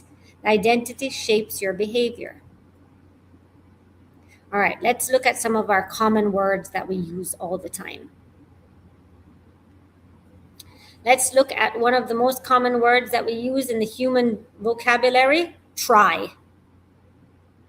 If you've ever done a session with me and you say the word try, I always tell you how it makes me feel when I hear the word try. I always say I'm on a stationary bike trying to get to the supermarket. All right, you're never going to get there. How many times have you said, I'll try? I'll try to meditate. I'll try to lose weight. I'll try to be more patient. I'll try to do this. I'll try to do that. Now think about something. How do you know when you've been successful at trying? How do you know when you're successful at trying something? Right? The word itself is so fascinating. The word try. Because it keeps us in effort. It keeps us in motion. It's a solar plexus one. Keeps us moving. But not necessarily it's a commitment, right? It doesn't mean I'm committed to it. The subconscious often hears attempt to do it, maybe do it, possibly you could do it. We'll see. There's no clear destination. Okay, so when you want to try something, like I always say, you don't say, I tried to go to the supermarket. It's not like I'm going to attempt to go to the supermarket. No, you're going to get in the car, you're going to turn the car on, you're going to go to the supermarket. You don't have to attempt to go anywhere. right? You want to do something, you make up your mind and you do it. The word try, like I said, it's a very fascinating word, but it comes with effort and it doesn't come with commitment to something. I'm going to try and call you. That doesn't really make me feel very confident that you're going to call me.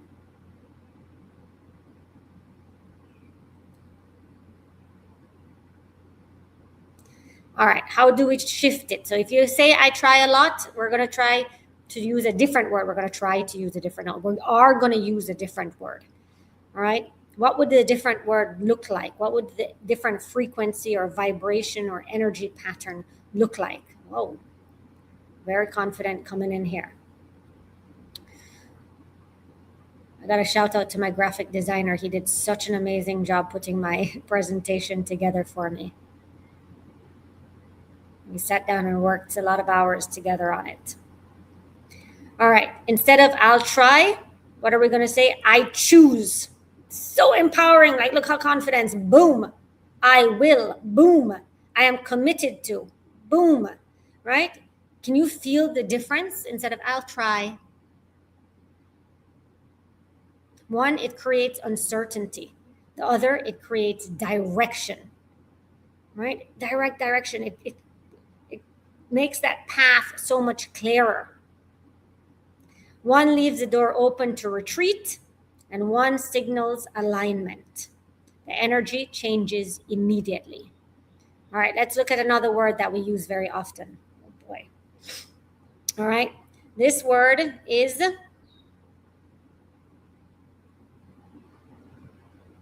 should. I should exercise. I should be better. I should know this already. I should have figured this out by now. I should already know what I want to do with myself. I should already know what job I want to take. I should already have done the laundry. I should already have done this. It's such a heavy word. It comes with very heavy feelings. Should is rarely motivating. It does not motivate us at all. It often, what comes with I should? What comes with it? If you say I should and you don't do it, what is the energy that comes?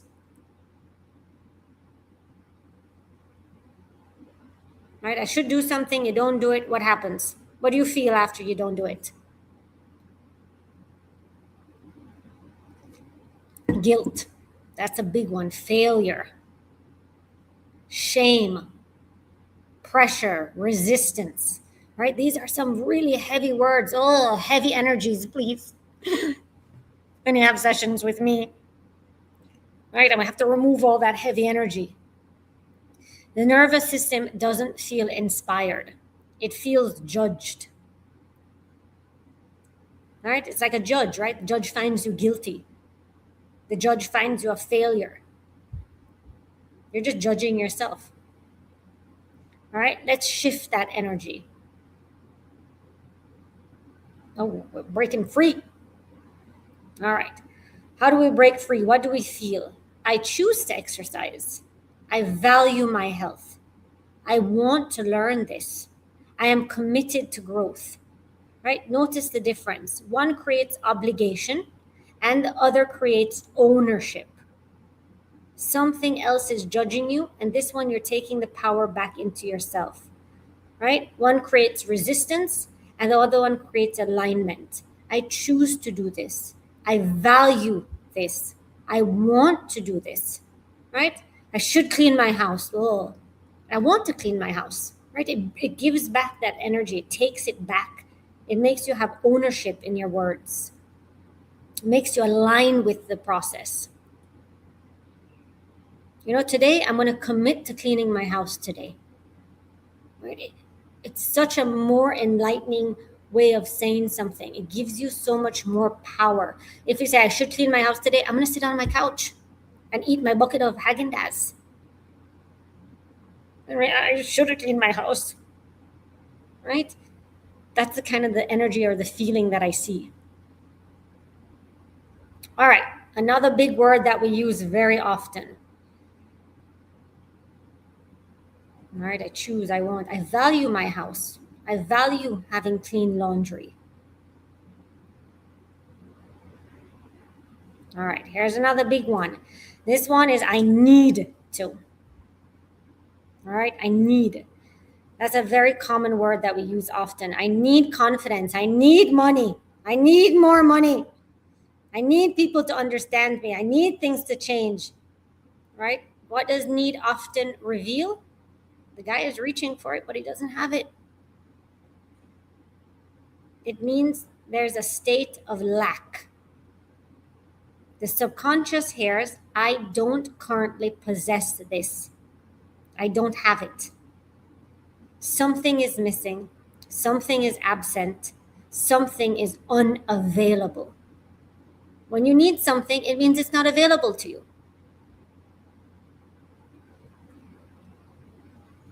Very hard to get something that's unavailable to you.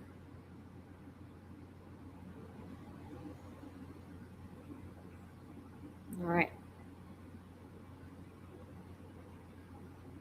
Let's shift it. Let's talk about a bit of a lighter energy that comes with need. Instead of saying, I need confidence, what can we say? I'm developing. I am becoming. I am strengthening. Right? Can you feel the difference in those words?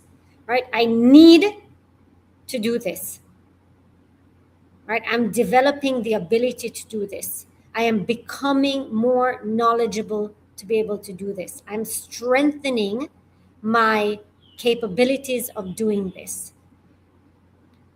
Right? It's such a place where it makes us feel so different in the words that we are saying. One place is confidence outside of you, right? I need confidence. It doesn't mean that there's the confidence inside. It's somewhere out there that I need to go to the farm and I need to pick it, right? The other recognizes it as something that can grow within you. We already have confidence. You have it somewhere deep inside of you. You have the knowledge, you have the strength, you have everything. It's just we need to bring it out by using the right words. Another very big word that we say a lot, and it's one of the strongest programming words in the English language. This is one of the vault. It's locked. What do you think is the strongest word that we use that is like, that locks us out of everything? What do you think? Think about words that you use often. What do you think is the one that locks everything, all possibilities away from you? I have to, yeah. Yep, Stacy. Yep, Belinda. Can't. I can't do that.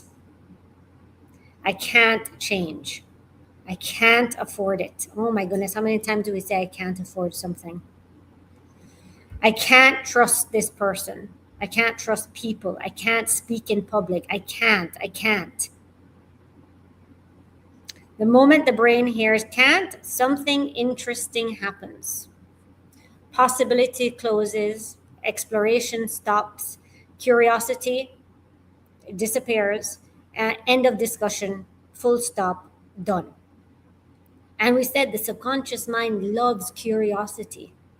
But when the conscious mind says, I can't do it, the subconscious mind, the whole human design, everything shuts down. The nervous system, the soul, the body, everything. We don't need to explore that any further. We're not even going to feel how it might feel to be able to do it. We're not even going to taste how it might taste to be able to do that. How does it shift?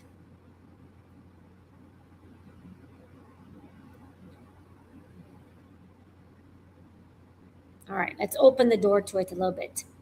Instead of saying I can't, let's try asking, how could I? What would make this possible? We ask a question instead. Remember, the subconscious mind is always curious. It's always curious to knowing a little bit more. What would I need to learn to do this? What support would help me? Notice how the brain immediately begins searching for solutions, right? Questions create possibilities. Statements often create limitation. Instead of the full stop period, we ask a question. What would it feel like to be able to do this? What do I need to be able to do this? What would I need to learn to be able to do this? How would I take the first step in being able to doing this? Right? That opens the doorway to possibilities. It's very, very simple.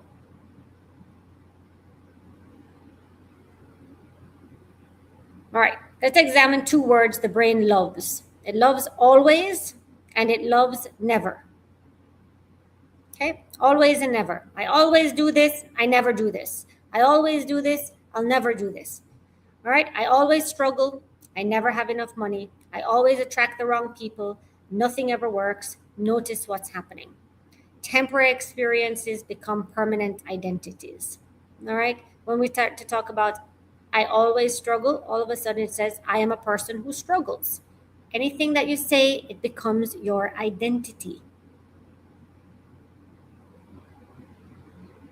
Even though it's temporary, all of a sudden, remember we said that the subconscious mind, the body, the nervous system, it locks everything in place. It doesn't know that you're saying, yesterday I struggled.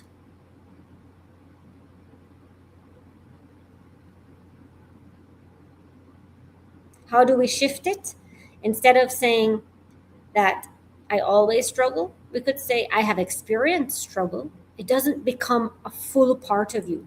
I have experienced struggle, it becomes a tiny piece of you. I always struggle becomes a whole version of you. I never have enough money. There has been times I've felt scarcity. It doesn't mean that you are broke. You notice the difference? One becomes an identity and the other becomes an experience. Experiences can change, identity tends to repeat. Remember, anything you're associated with, anything that you are, you recreate your reality from it. You start creating your beliefs from it. You start becoming it and attracting it and moving like it. Your attitude all go associate with that identity. So if you say, I never have enough money, then all of a sudden you will never have enough money. There's no situations that will come that will allow you to have enough money. All right, let's talk about one more phrase. One day, one day, I'm going to write a book. One day, I'm going to start a business. One day, I'm going to take care of myself. One day, I'll travel. One day, I'll begin to do something. What's the problem? One day never arrives. Because one day lives outside of now. It's not right now. Everything needs to happen in the now. How do we shift it? Instead of one day, try today I begin. Today I choose. Today I'll take one step. It doesn't have to be the full step. It doesn't have to be the full completion. It's a step towards it. The subconscious responds to the action. Not someday, not eventually, not later, but right now.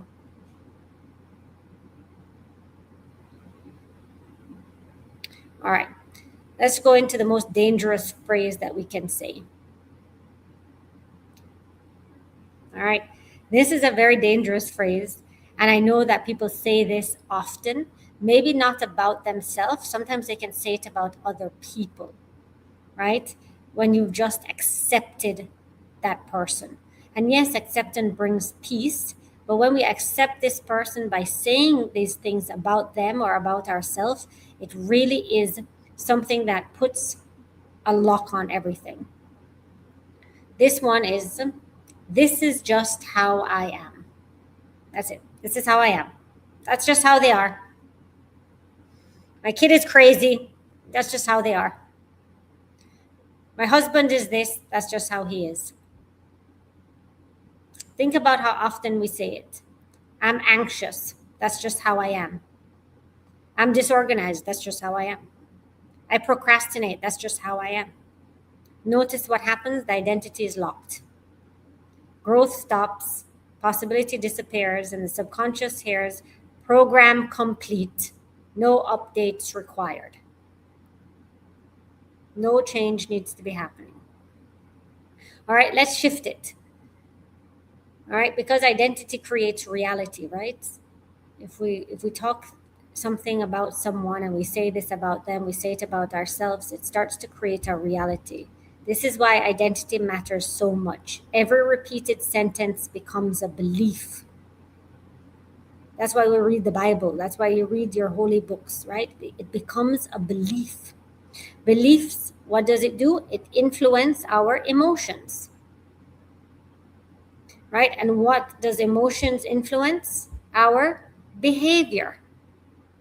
And what does our behavior influence? The result. Results reinforce the belief. It's a big circle, right? And the cycle continues. Language becomes our identity. Identity becomes our reality because of the loop that takes place. All right. We're going to do a little exercise together now. All right, let's make this personal. I want you to write down 3 phrases you say repeatedly. Don't overthink it. Write exactly what comes naturally. Just 3 phrases that you just love to say all day. Think about things that you're saying about yourself, about other people, about your job, about life, about anything. Just 3 things that come to your mind. Like I said, it's not supposed to be very hard. It's not supposed to be difficult. Just things that pop in there. What comes naturally?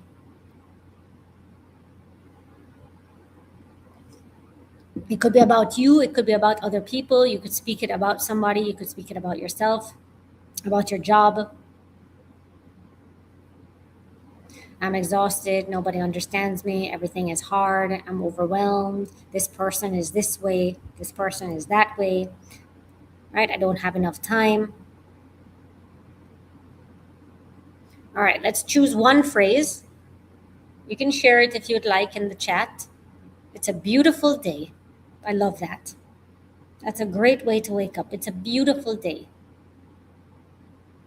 I have some people who have difficulty waking up in the morning, right? Some people who have a hard time getting out of bed.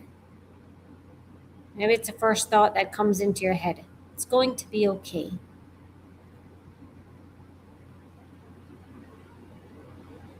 What's the belief hidden inside of that sentence? Let's break it down. Let's code it or decode it. What's the belief? It's going to be a beautiful day. It's going to be okay. Just do the best you can. This day will be great. What's the belief behind it? What do you believe about that day? Why do you believe it's going to be a beautiful day? Why do you believe that everything's going to be okay? Why do you believe that you should be the best you can or this day will be great? Why do you believe that?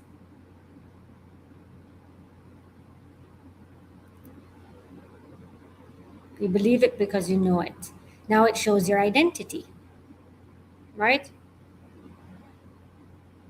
You start to know it because I know it. I am knowledgeable. I am connected with myself. And then I'm blessed. Right? Today is a blessed day because I am blessed. What emotion comes with that sentence? What emotion comes with a beautiful day? What emotion comes with being the best that you can? What emotion comes with feeling blessed?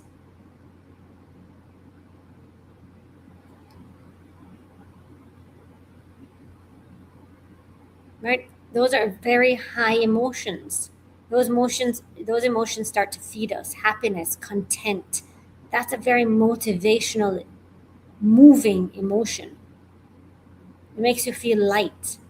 I get to do the dishes. I'm grateful I have laundry to fold. I'm grateful to, yes.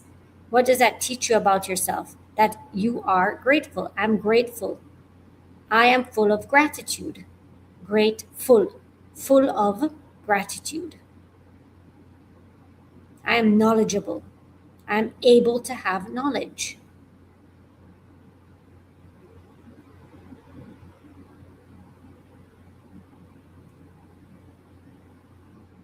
Right? It shows a lot about your identity in the words that we're using to create it.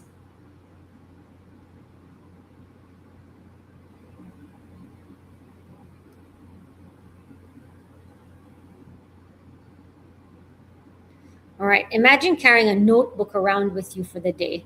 And imagine being able to write down every repeated phrase that comes up that you're speaking. Right? Imagine writing down every system.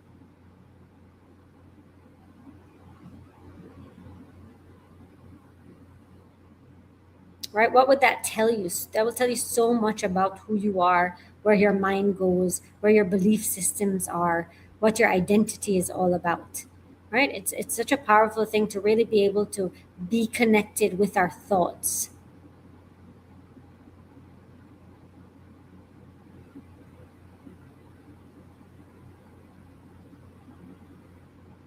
Right? Your language reveals a lot about the programming that's inside of you. Most people never stop to listen to the language that they're speaking. They don't stop to listen to the phrase that's happening inside of them. Right? They need to give themselves a little bit of an audit sometimes.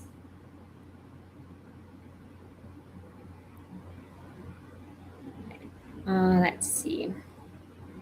Right? Our subconscious mind constantly leaves clues everywhere. Most people simply never stop long enough to listen to the clues or notice them.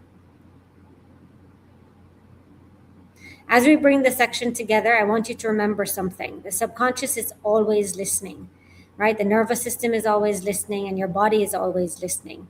And many spiritual traditions would say that your energy or your soul is also listening too. Every repeated phrase becomes an instruction. Every repeated sentence becomes a direction. Every repeated identity becomes a pathway. The question isn't whether you're programming yourself. The question is, what are you programming yourself with? I don't have enough. I need to lose weight. Solar plexus, confidence. I value my health. Yeah, I value my health, right? I need to means you don't have it, right? You got to incorporate it. I am losing weight. I choose to lose weight. It needs to be something that's within you already. Weight is you. You are part of it, right? So being one with the weight allows you to get back control of it, right? I don't have enough means that there's not enough. I mean, there's enough of everything. I mean, if you look at money, if you look at apples, bananas, grapes, anything you want to look at, there is enough of it. You can go to the supermarket and there's an abundant amount of things, right? You can't find it in one place. You can go find it in another place. I don't have enough.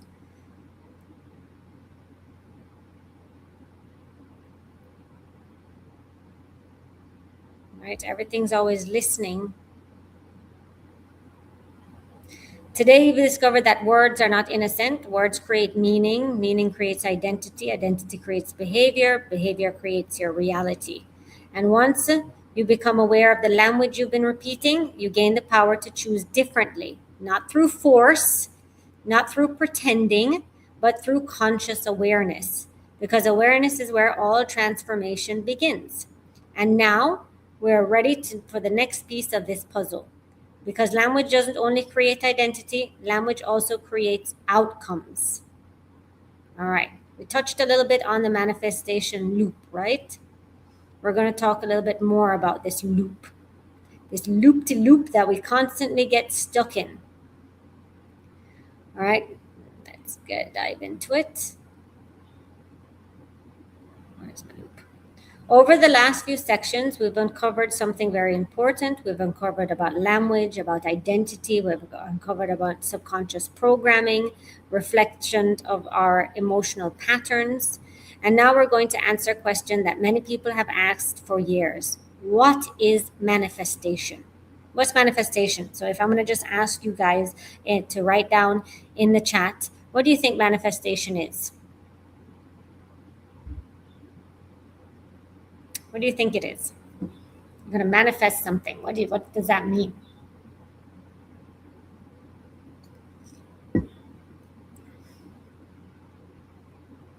Bring it into reality.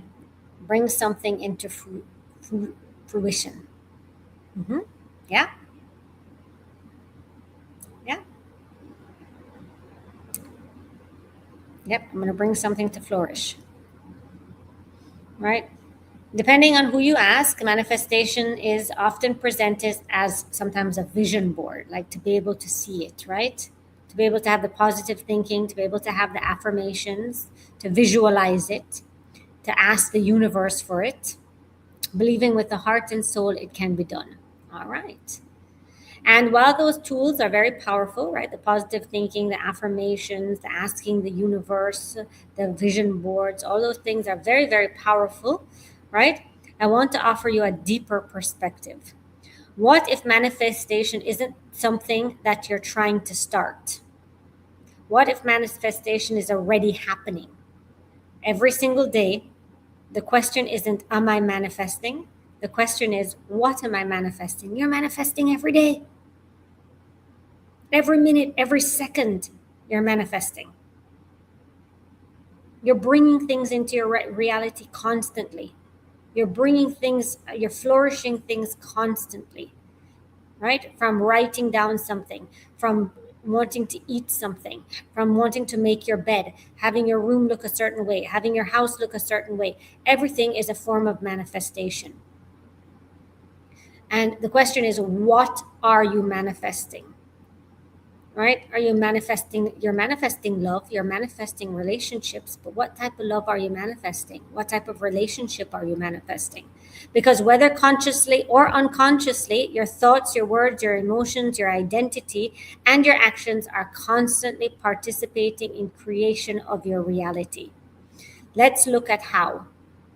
All right, let's look at how are you manifesting every day? How is that possible? What am I manifesting every day and how am I doing it? All right, what if manifestation is already happening? Look around you at your life for a moment. Look at your relationships. Look at the relationship you have. Look at your husband, your children, your boyfriend, your girlfriends. Look at your relationships. Look at your health. Look at your habits. Look at your finances. Look at your daily routine, your emotional patterns. Every area of your life contains information. Every area is telling you a story. And while not everything is consciously created, many of our repeated experiences are influenced by repeated patterns. We don't even have to consciously do it. It's just the pattern is already out there. The energy is just going to recycle itself over and over and over again. Manifestation isn't only about attracting what you want, it's also about repeatedly reinforcing what you already believe. Right? So Belinda said, believing with your heart and soul, it can be done. Right? It's about reinforcing what you believe. This is why awareness is so powerful, because you get to be aware of what you're manifesting currently in your life right now. Look at your finances. Look at your health. Are you manifesting what you want? Because once you become aware of the pattern, then you gain the ability to change it. If you're not manifesting something that you want, you got to change it. All right, how do we do that? Like we said, thoughts, language, emotion, energy, action, results. Back to thoughts again. All right, sometimes if the results aren't happening, it influences the thoughts. I'd like you to imagine a loop, a cycle that runs continuously throughout your life. Like, the little eight cycle, right? The infinity symbol. Thoughts become language. So let's think about our thoughts for a second. And let's think about the language that we're saying over the thing that we're not happy that's manifesting into our life. Language creates emotion. So if you're thinking about money, if you're thinking about your health, if you're thinking about your relationship, language creates the emotion around it. The emotion influences the energy around it. The energy influences your behavior around it. And your behavior creates the result. Okay? So if you want for a second, maybe you could type in, what do you think you're manifesting? What's a thought and language and emotion and energy and action and result that you're having? It could be about your relationship, about your health. It could be about your finances. Go ahead and see the loop.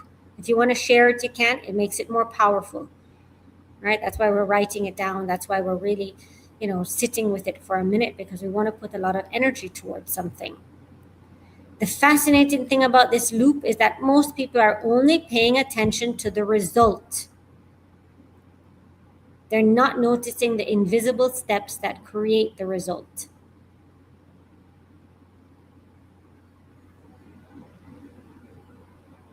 Every manifestation begins somewhere. Go ahead, you can still type. We're going to pop into it. Take your time. I'm just talking and reinforcing that the thought system. Every manifestation begins somewhere, usually with a thought. A thought may be conscious or unconscious, right? Chaos. Yeah. Right? A thought may be conscious or unconscious. I always love to say, where do thoughts come from? A thought can be helpful. A thought can be limiting. A thought can be, expansive. I manifested a salary increase. It started with a vision board. Amazing. I love it. That's a thought. Then to knowing, to believing I'm worth that increase, led to the action of requesting, then led to the 35% increase. Hallelujah. Amazing. Right? Amazing. And then what does that do to the end of that cycle? Right? Remember we said there's an end part of that cycle. Right? There's a result. And the result reinforces the thought. So because you had that result, what did it reinforce the thought about your abilities? It made you feel so empowered. It made you feel that you could ask and receive anything. It made you feel that you're capable of manifesting anything. Right? It reinforced this thought. Imagine when the result is failure. What does that reinforce in that thought? It reinforces, oh, I'm not capable. I can't do it. Right? A new home. You've been manifesting a new home for years. Right? There's a saying that we're manifesting, and when the manifestation doesn't come to life, something better is going to happen. Right? It goes back to that thought process. When you jump back to the thought, the beginning of the loop, it makes you say, okay, the thought is not, I am a failure. The thought starts to change to, oh, something better is going to happen. Let me keep putting my energy on this. Right? You didn't fail. You just kept having hope. That's a really big thing. All right. So we're moving over to here. For example, I'm capable, life supports me, I'm always struggling, nothing works for me. These are all thoughts. I'm behind, I can't do this, right? Thoughts are little tiny seeds that happen in the brain, right? Little seeds that are coming out, little energy, boom, energy bubbles, right? And they're being planted. All starts with a thought. I think, therefore I am. Where do we go from here? Now those thoughts become language, right? We think it, we speak it. Language does something very important. Language gives thought structure. That's why it's very important to say things, to speak it out loud, right? That's why when we pray, sometimes we pray out loud. It's even more powerful to pray out loud. That's why if you pray with your children, you're praying out loud. So for your subconscious mind, for your soul, it's even more powerful. Right? In certain religions, there's times when you pray out loud, and there's a time when you don't pray out loud, right? There's ones in the mind, and then there's ones out loud. All right, these thoughts become language. Language gives thought structure. It gives them a form. It gives them repetition. A thought that passes once may have little impact, right? A thought spoken every day becomes a pathway. The more we repeat a sentence, the more familiar it becomes. The familiarity is one of the subconscious mind's favorite thing, right? Subconscious mind, we love the familiar, right? It loves repetition. So that's why affirmations are great, right? Affirmations are something that becomes familiar. Now let's dive deeper into it, right? We said about thought, we said about language. We're going to go into the emotions of it. Next comes emotions, because words create an emotional experience, right? Think about these two sentences. I never have enough, and there's always a way forward, right? Who said I never had enough? Somebody just said that. Yeah, that was one of them. All right, I think I don't have enough, right? I never have enough. That's one word. That's one sentence. That's one thought. That's one thing spoken out loud. And here's another. There's always a way forward. I never have enough. We would never say that about apples.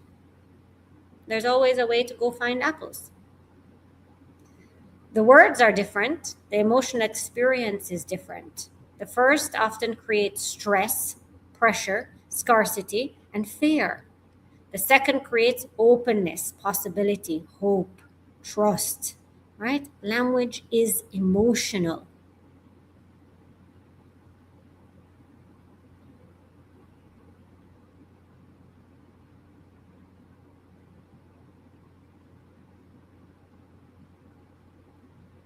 Once emotion enters the picture, the body begins responding right away. Once you have an emotion attached to something, the body is there. Let's go. It says, all right, I'm on board. Let's start. The nervous system starts to light up. It starts to listen. The hormones start to listen. Your physiology starts to listen. All right. We're already seeing this with the lemon exercise, right? We had the emotion. We had the thought. I thought something, right? I spoke it to you.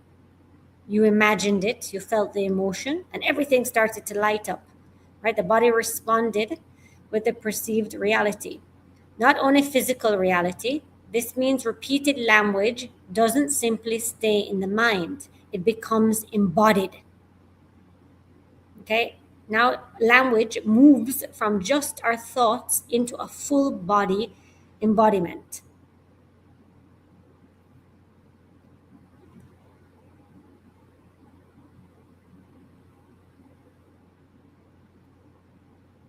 All right, now let's go into the soul. Now let's talk about the energy. Whether you view the energy as through the spiritual lens, an emotional lens, or a nervous system lens, it doesn't really matter. What matters is this. Every emotional state has a different quality. Fear feels different than trust. Resentment feels different than gratitude. Hopelessness feels different than possibility. Your energy is often the emotional signature of what you've been repeatedly thinking and speaking. Energy isn't separate from language. It's influenced by language. So your energy, right? What you attract, who you are, what the vibration that you give out, it's influenced by your language. And we know all that comes from your thoughts. This is where manifestation begins. It becomes very practical because energy influences behavior, behavior influences outcome. When someone repeatedly says, I can't, there's less likely to take action. When someone repeatedly says, I'm always failing, they're less likely to try. I am capable, they're more likely to take the risk. Speak up, apply, and create, and they're able to try again. Language quietly influences your behavior.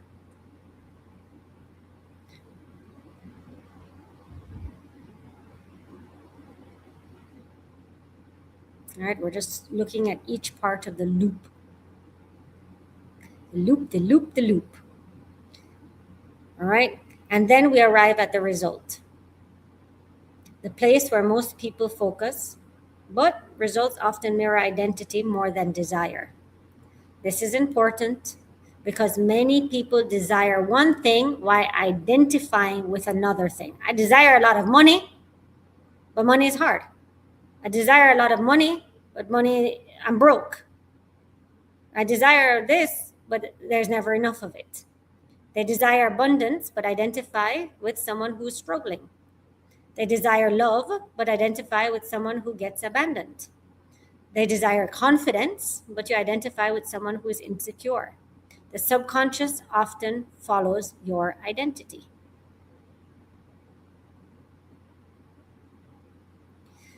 All right, let's look at an example. A person thinks there isn't enough, that thought becomes a language. Money is hard, that thought creates the emotion. Fear, pressure, scarcity, the emotional influence is action. They play small, they avoid opportunity, they avoid investing in themselves, they avoid taking risks, and the result, not enough money. Right? It repeats itself over and over again. And suddenly the original belief appears validated. The loop repeats, not because it's true, because it's familiar. All right, let's look at the abundance loop. We're going to twist this loop around a little bit. We're going to untwist it. All right. All right, let's compare. A person believes opportunities exist. I'm supported. That language creates trust. Trust creates a different behavior, right? When you feel like you're supported, when you feel like you trust yourself, when you feel like you're capable, then you start to take action. You start to learn, you start to connect, you start to create, you start to experiment, and eventually experiences grow. The results reinforce the original belief, and a different loop starts to happen. A different outcome starts to happen.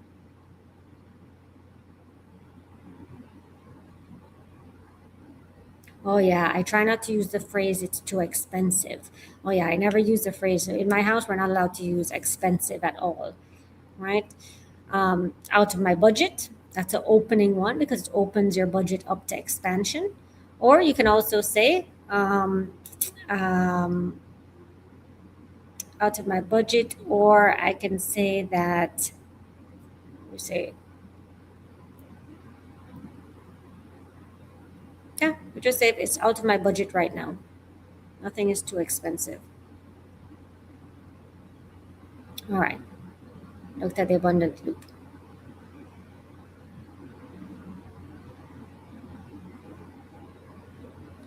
This is where many people become frustrated. They repeat affirmations, they repeat, I'm abundant, I'm wealthy, I'm successful, yet nothing seems to change. Why? Because a single conscious statement often cannot overpower years of subconscious programming. Can't expect to say a sentence and all of a sudden change every single layer of yourself, right? Imagine planting a flower in a garden filled with weeds. The flower isn't the problem, it's the environment that matters. The affirmations aren't ineffective, they're often incomplete. The deeper work is identifying and transforming the programming underneath it.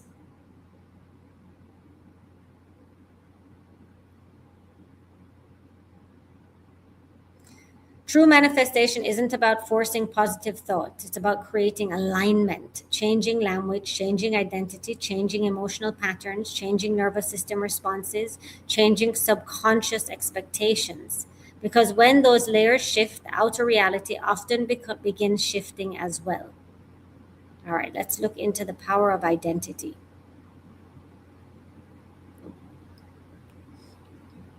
I want you to remember this. Results tend to follow identity. If I identify as someone who is always behind, I will consciously create evidence for that identity. If I identify as someone who cannot trust, I will often see reasons not to trust, right? It's like you're attracting it. If I identify as someone who is capable, resilient, resourceful, different opportunities become visible. Identity influences your language, language influences behavior, behavior influences your reality. Like I said, we're going to be saying a lot of repeating things, right? Getting it all the way down to the soul. All right, let's choose one area of your life right now. It could be your money, it could be your relationship, it could be your health, it could be your career, right? What do you think about that? What do you think about your health? What do you think about your relationship? What do you think about your career? What is your thought process about it? Let's be honest. Not what you wish it is, but what is your thought on it? What you actually think about it. Look at the phrase, because hidden inside is the blueprint of it. What is the story that you tell yourself? What's your subconscious expectation? Many people think manifestation is hidden somewhere outside themselves. Yet often the clues are sitting in plain sight, in the words they repeat every day, in the thoughts that they have.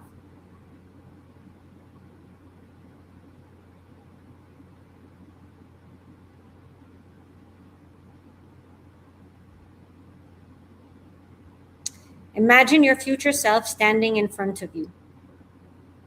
Not 1 year from now, So I don't want you to imagine your future self 1 year from now. I want you to, not 3 years from now, not 5 years from now. I want you to imagine your future self standing in front of you right now. Now ask yourself, if I continue speaking exactly the same language that I'm speaking today about the different areas of your life, what future am I creating? Right? Because every repeated phrase is a vote. Right? Every repeated sentence is a vote. Every repeated identity is a vote. And it's voting for a certain future.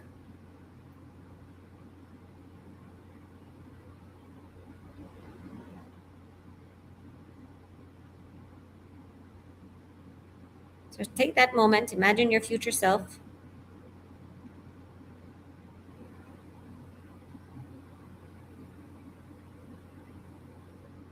Imagine you're looking at it.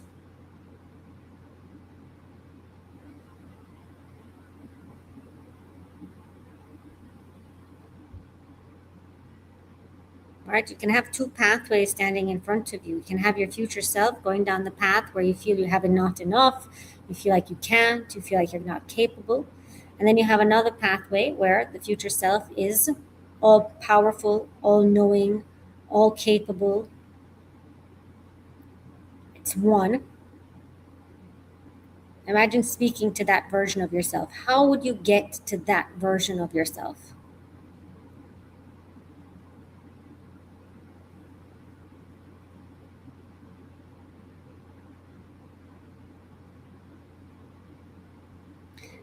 As we bring this together, here is the realization I hope you leave with. Manifestation is not magic. Manifestation is not wishful thinking. Manifestation is not repeated expressions of thought. Manifestation is the repeating expression of thoughts. It's repeating language, emotions, identity, and action. And when those patterns repeat long enough, they begin shaping your experience. The manifestation process isn't happening someday, it's happening right now. Every thought, every creation, every word, every story, every day.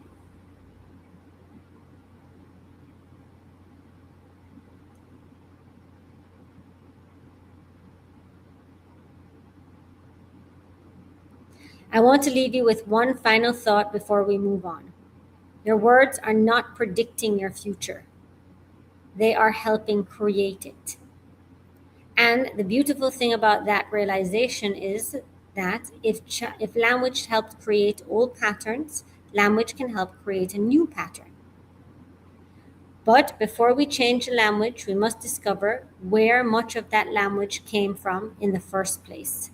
Because some of the words you're speaking may not even belong to you. So we're going to dive into where this language can come from.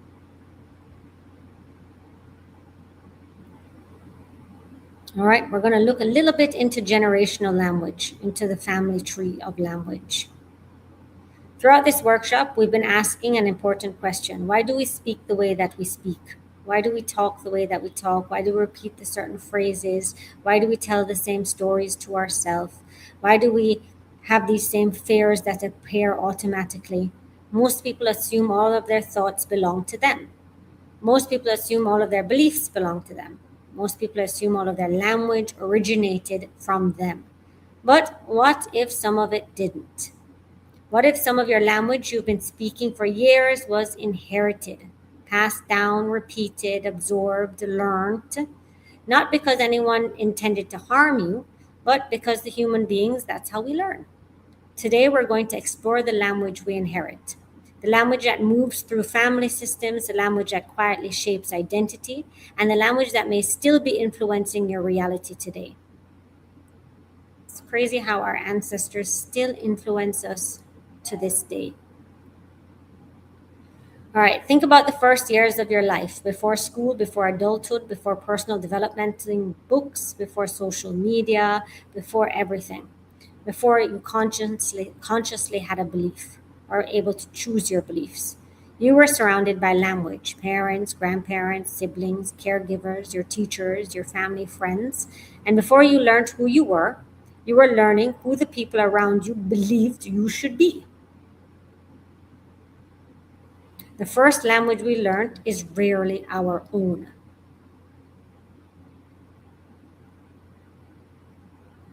Children are extraordinary observers. In fact, children often learn more from observation than instructions.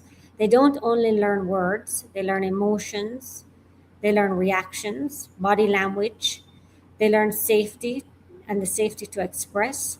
They learn what's dangerous to express. They learn how to get rewarded. They learn how to get rejected. Children absorb entire operating systems from their parents, especially under the age of 7.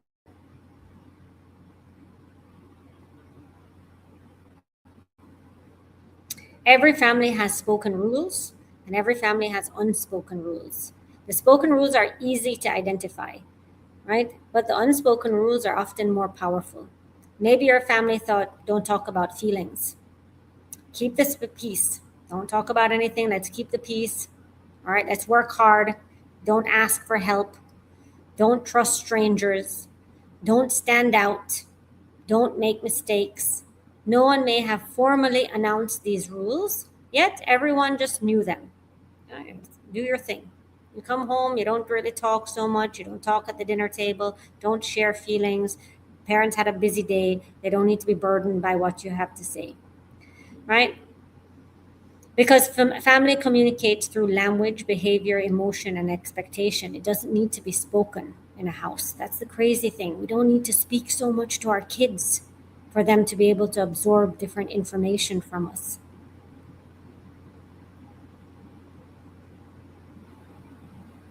Imagine a tree, right? The visible parts of the tree is your life. Where's my tree gone? Right? The visible parts of the tree is your life, your choices, your habits, your relationships, and the results. But beneath the surface are the roots, and many of those roots are made from language. This is hard. Money doesn't grow on trees. Good girls stay quiet. People can't be trusted. Right? These are all the little things that we've spoken about. Glitch, glitch, glitch. Because roots shape what grows from there. One of the most fascinating things about language is that it often travels through generations without anyone noticing. A grandmother says it, a mother repeats it, a child absorbs it. So many times I always say, oh my goodness, I sound like my mom. Right? I've said that so many times. Oh my goodness, I sound like my mom. And years later, that child believes it's their own thought. No problem, Nancy. Not because they're consciously choosing it, but because repetition creates familiarity, and familiarity often becomes truth. It doesn't mean it has to be true, right? Just because you're repeating certain things or doing certain things, it doesn't mean it's the truth,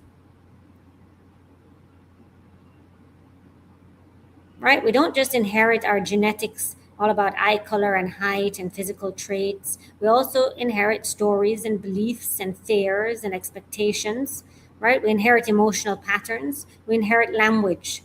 Sometimes what we inherit is not visible, yet it shapes our lives just as powerfully. That's why it says sometimes with kids, you don't need to talk so much. All right, let's look at some type of stories that we can tell. Right? We can tell the story about money. For a moment, think back to your childhood. What did you hear about money? What did your family say when bills arrive? What did they say when you had to open up the bill, or what happens when they talked about wealthy people? What happened when they talked about success? Right? People sometimes heard that money is hard, money causes problems, rich people are greedy, you have to work yourself to exhaustion to succeed. Money disappears as fast as it comes. Right? Many of these phrases still live inside of your language today. Let's look at relationships. What did your family teach you about love? Not through advice, but through example, not through language, but through behavior. Perhaps you learned love requires sacrifice. So many of us, so many people that I address and we go into their energy, they require love is sacrifice. My mom had to work, so many hours. She didn't spend time with us. That's what I think love is. I think love is work, work, work, work, work, work, work, work, work. Right? Relationships are difficult. People always leave. You can't depend on anyone. Marriage is hard. Trust gets you hurt. Right? These stories often become relationship blueprints. What about your self worth? What about who you are? What has your family taught you about being seen, being successful, being confident, being different from other people? Right? Do they tell you, don't show off, sit down, stay humble, don't think too highly of yourself? Oh my goodness. My mom would always tell me that. What would she always tell me that? She always tells me something about me ranting and raving about something. Be grateful for what you have. Stay small, blend in. Many people spend adulthood trying to become invisible, trying to become visible. Right? We're trying to be seen by our boss, by ourselves, right? By our partner. And even though we're carrying a program around with us that has taught us to be that visibility is dangerous, right? So many times we've heard from our parents to just sit and be quiet. You don't need to be seen. Children should be seen and not heard. These are different things that we carry around as from our ancestors, not just our parents, but generations. And then all of a sudden, when you try to be heard, you just cannot be heard.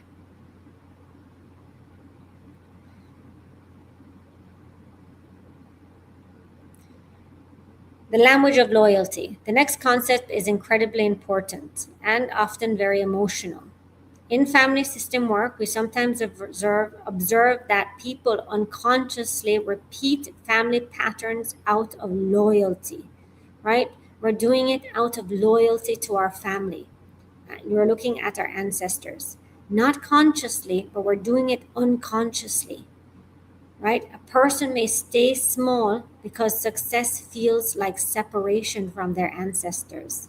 A person may struggle financially because everyone before them struggled financially.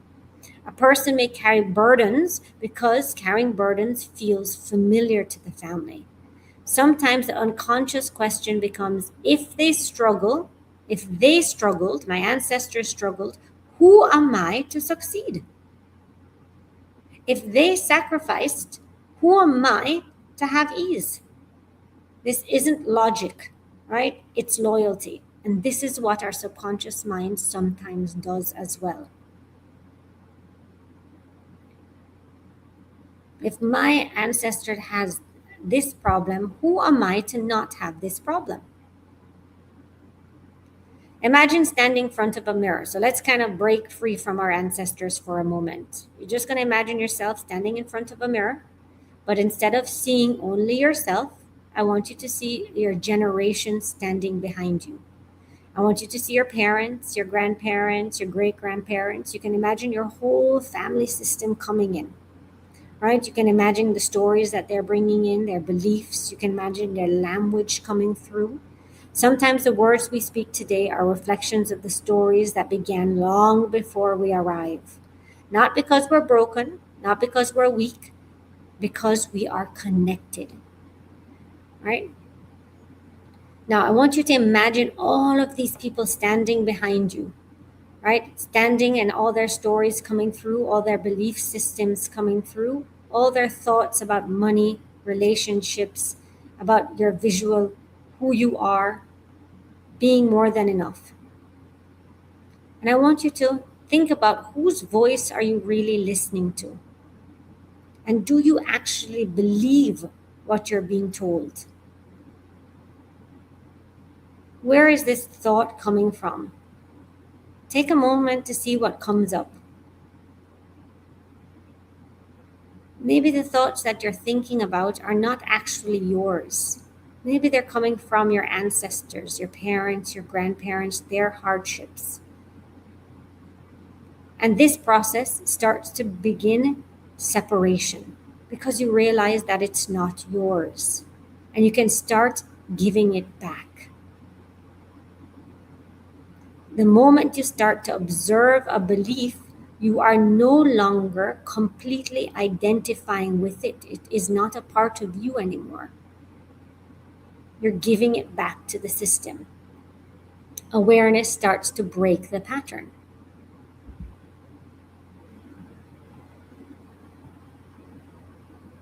We did this. All right, this is where change starts to begin. Not by fighting the pattern, not by judging the pattern, by seeing the pattern. The moment a pattern becomes visible, choice becomes possible.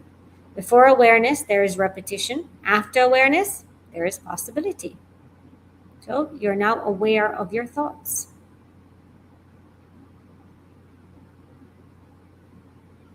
We can honor without actually having to do the things or repeat the things of our ancestors. We don't have to repeat their limitations. You can love your parents without carrying every belief they carried. You can respect your ancestors without recreating every single struggle that they experienced. Healing is not rejecting. Healing is not abandoning. Healing is discernment. Keeping what serves you and releasing what doesn't. Now imagine someone 50 years from now. Imagine a child, a grandchild, a future generation. What language are you passing down to them? What beliefs are you modeling? What phrases are you normalizing?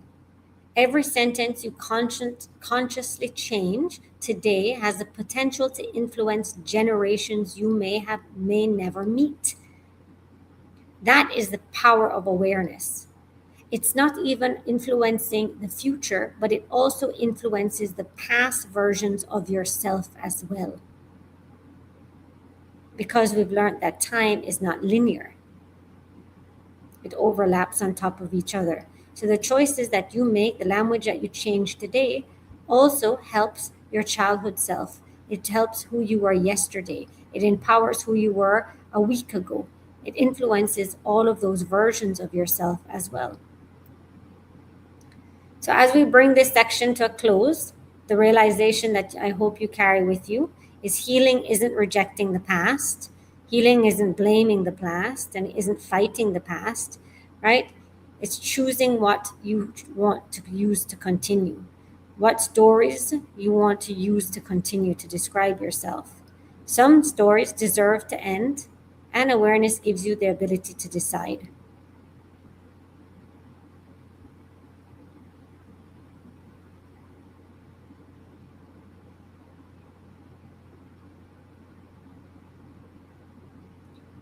All right, now we're into the last section.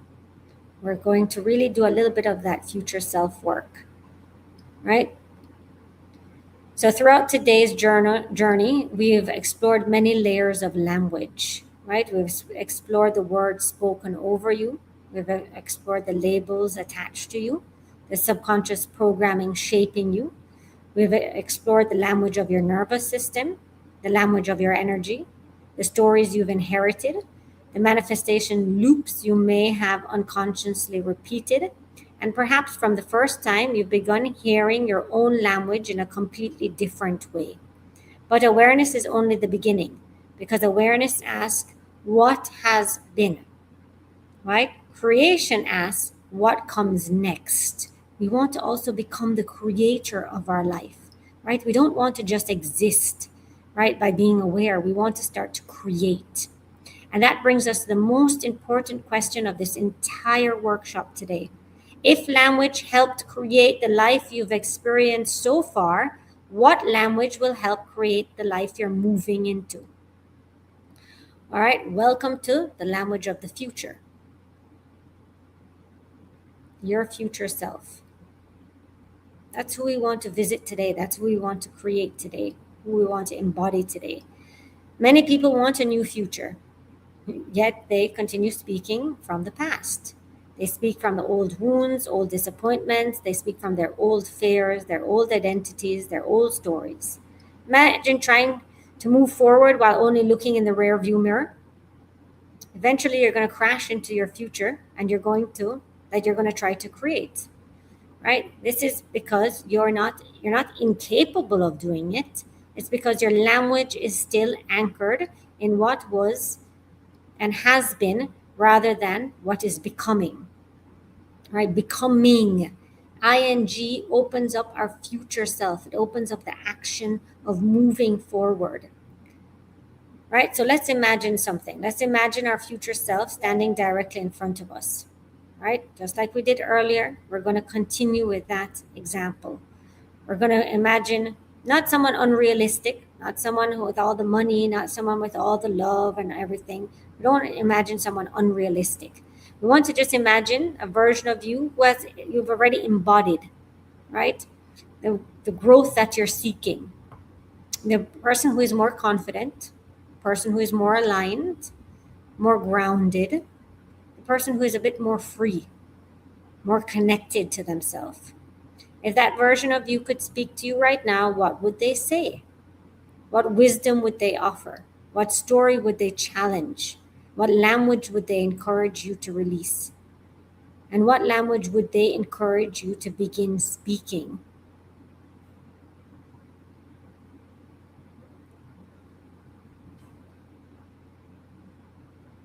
One of the biggest mistakes people make is asking, what do I need to do?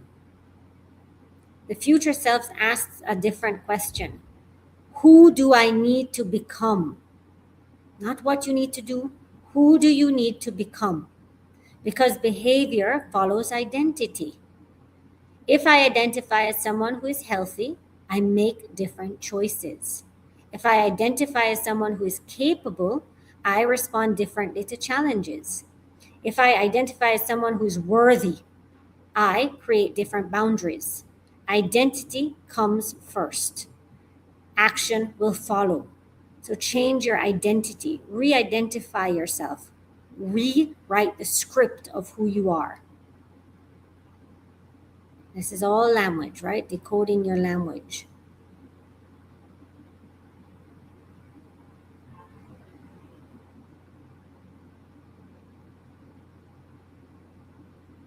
Who do I need to become?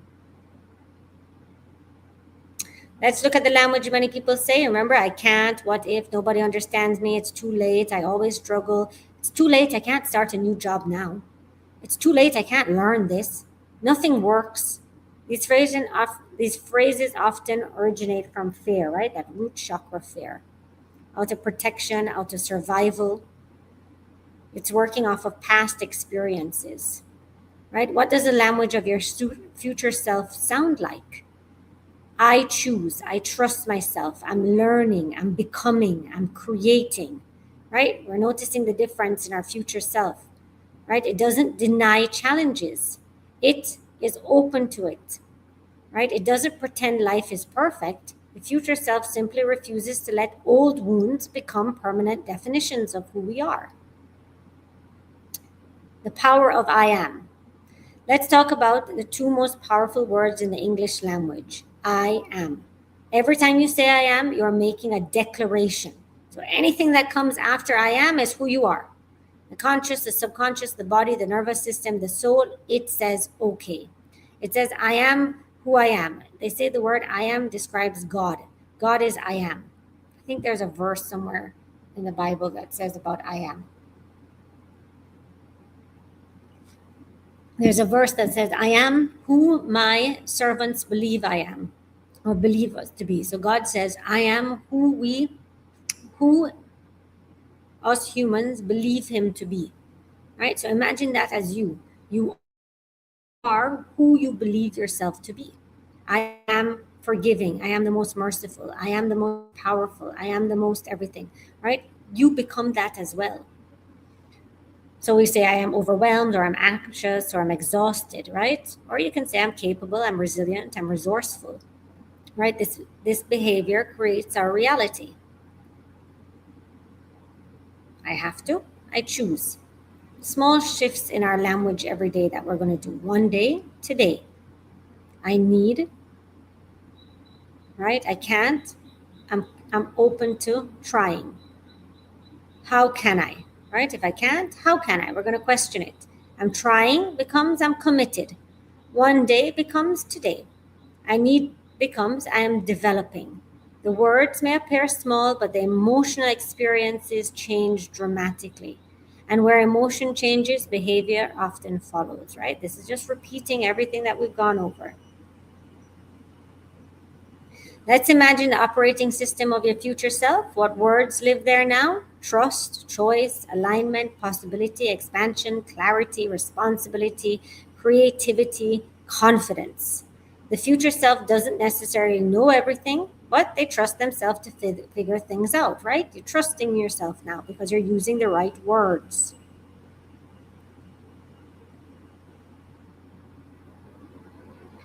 Earlier, we talked about neuroscience. We talked about neurons that fire together, rewire together. Every repeated thought strengthens a pathway. Every repeated sentence strengthens a pathway. And every repeated identity strengthens a pathway. The beautiful news is that the brain remains adaptable. New pathways can form, new stories can form, and new identities can form. Just because you might be 60 years old doesn't mean you can't change, right? New identities can form all the time. Transformation is not an event, transformation is repetition.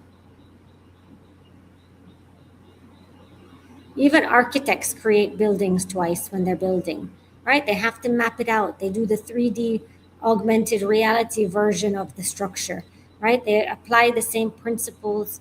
They apply principles and understanding, and they apply different mathematical skills and everything, and then they start to build it. Everything is built more than once.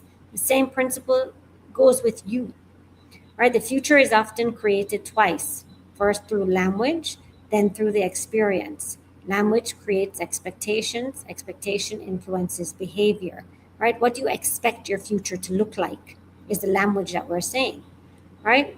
And then expectation influences the behavior that you have towards it. And the behavior influences the outcome, and the blueprint comes first.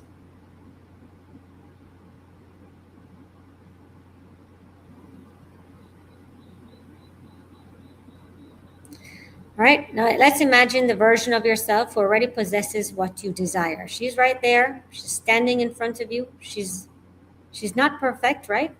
But she's aligned. All right? What would that version of you say about money? What would she say about making dinner at night? What would she say about your relationships? What would she say about your health or losing weight? What would she say about your purpose? Right? What would she say about herself? Listen carefully, because their language may reveal your next step. This is normally the language of the soul.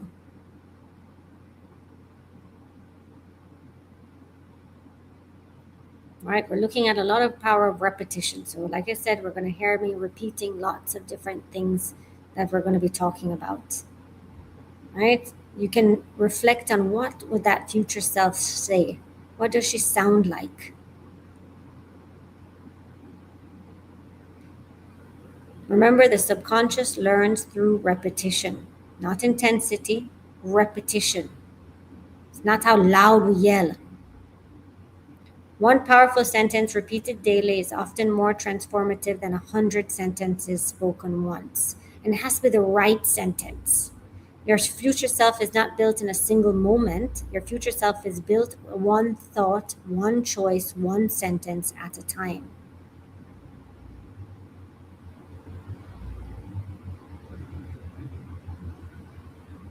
One of the most beautiful realizations is this: you are not rewriting your past, you are rewriting your relationship with it. That the past has happened, the experiences has happened, the lessons happened, but the meaning attached to them can evolve. And when the meaning changes, your future changes as well.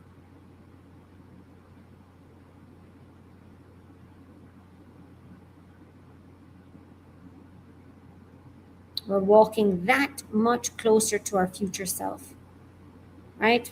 We're identifying our behavior, we're identifying our patterns, right? We're building the bridge and we're walking towards the future self.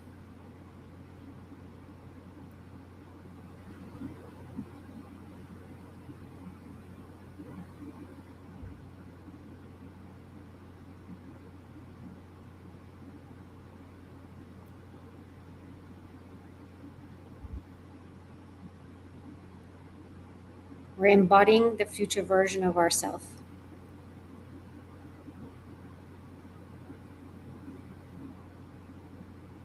The future version of you is not waiting to be found, they're waiting to be spoken into existence using the right words.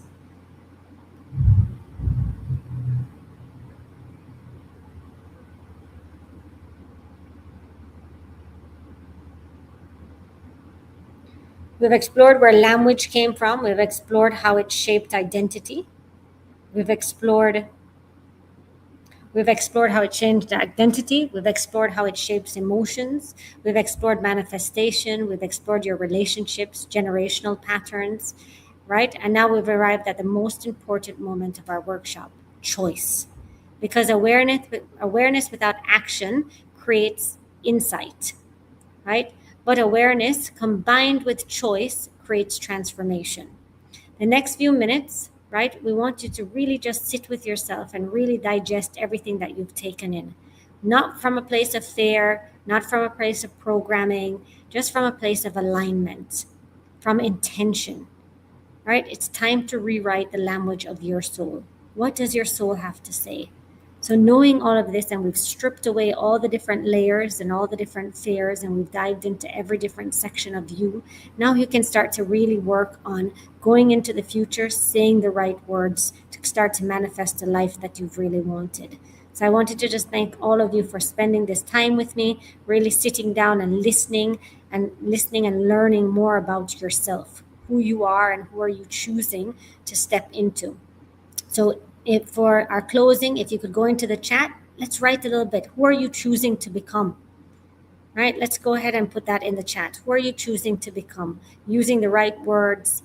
Remember, you said those sentences in the beginning all about yourself. Now we're speaking from the soul version of yourself, the one that has no fear, the one that has no programming, that you are reprogramming yourself into. Who does that look like? Go ahead and write that version of yourself out there for us now.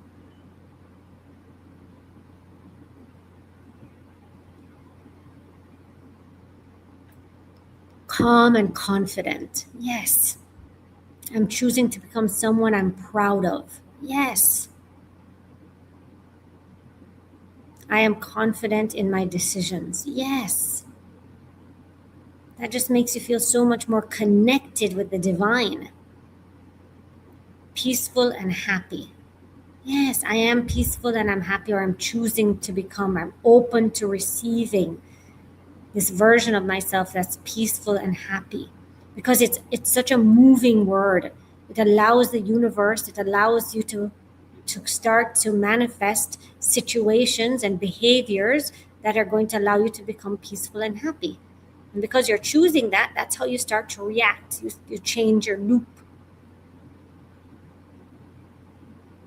I'm calm and confident. I'm choosing to become someone who's calm and confident. I am calm and confident. All right, we're using the language of our future self. We're stepping into it. This whole workshop was the bridge. That's what this workshop was about, being the bridge from your past self to who your future self is, and coming together as one with that version of it, decoding it, stripping it away, and becoming who you're choosing to become. I'm choosing to become organized and decisive. Yes. All right, I'm choosing to become organized and decisive. And the next sentence is, I am organized and decisive.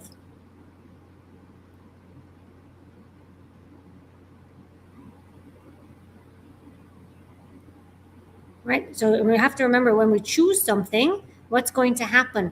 Our behavior is going to try to do it. Right? We're going to try to become that person. Right? The universe is going to give us the opportunities to do it, because the next sentence is, I am that person. How do you identify it? Is by becoming it, by doing the things. So we have to, because we're opening ourselves to receiving this type of energy, we have to also have the energy, the power within ourselves to step into that version of yourself that you're choosing. So I'm choosing to become organized and decisive. I am organized and decisive.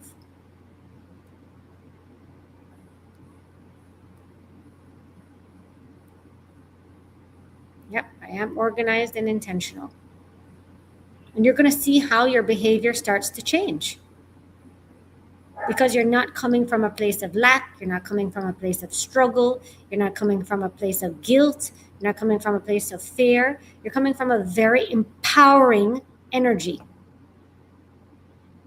You've just empowered yourself. So thank you all for being with me this evening, it was 3 hours and 3:03:22. 3 hours, 3 minutes, and 22 seconds of a workshop. So thank you for spending all that time with me. I hope that this information really resonates with you. I know that this information will really resonate with you. And you'll be able to move forward, becoming this version of yourself that you are aligning with and choosing to welcome into your life. All right. Like we said, all you have to do now is just listen to your thoughts. Where do those thoughts come from? Question yourself. Like I said, be the detective. Oh, you're very welcome. You're very welcome, everyone. Thank you. Be the detective of your thoughts. Be the detective of the feelings that are coming up and change them. Where are these feelings coming from? Where do I have these thoughts? Where are they rooted from? And you change it. Rewire it, rewrite it, and then refire it. So thank you all for joining. I appreciate everything. Thank you, thank you, thank you. Good night, good morning. Bye.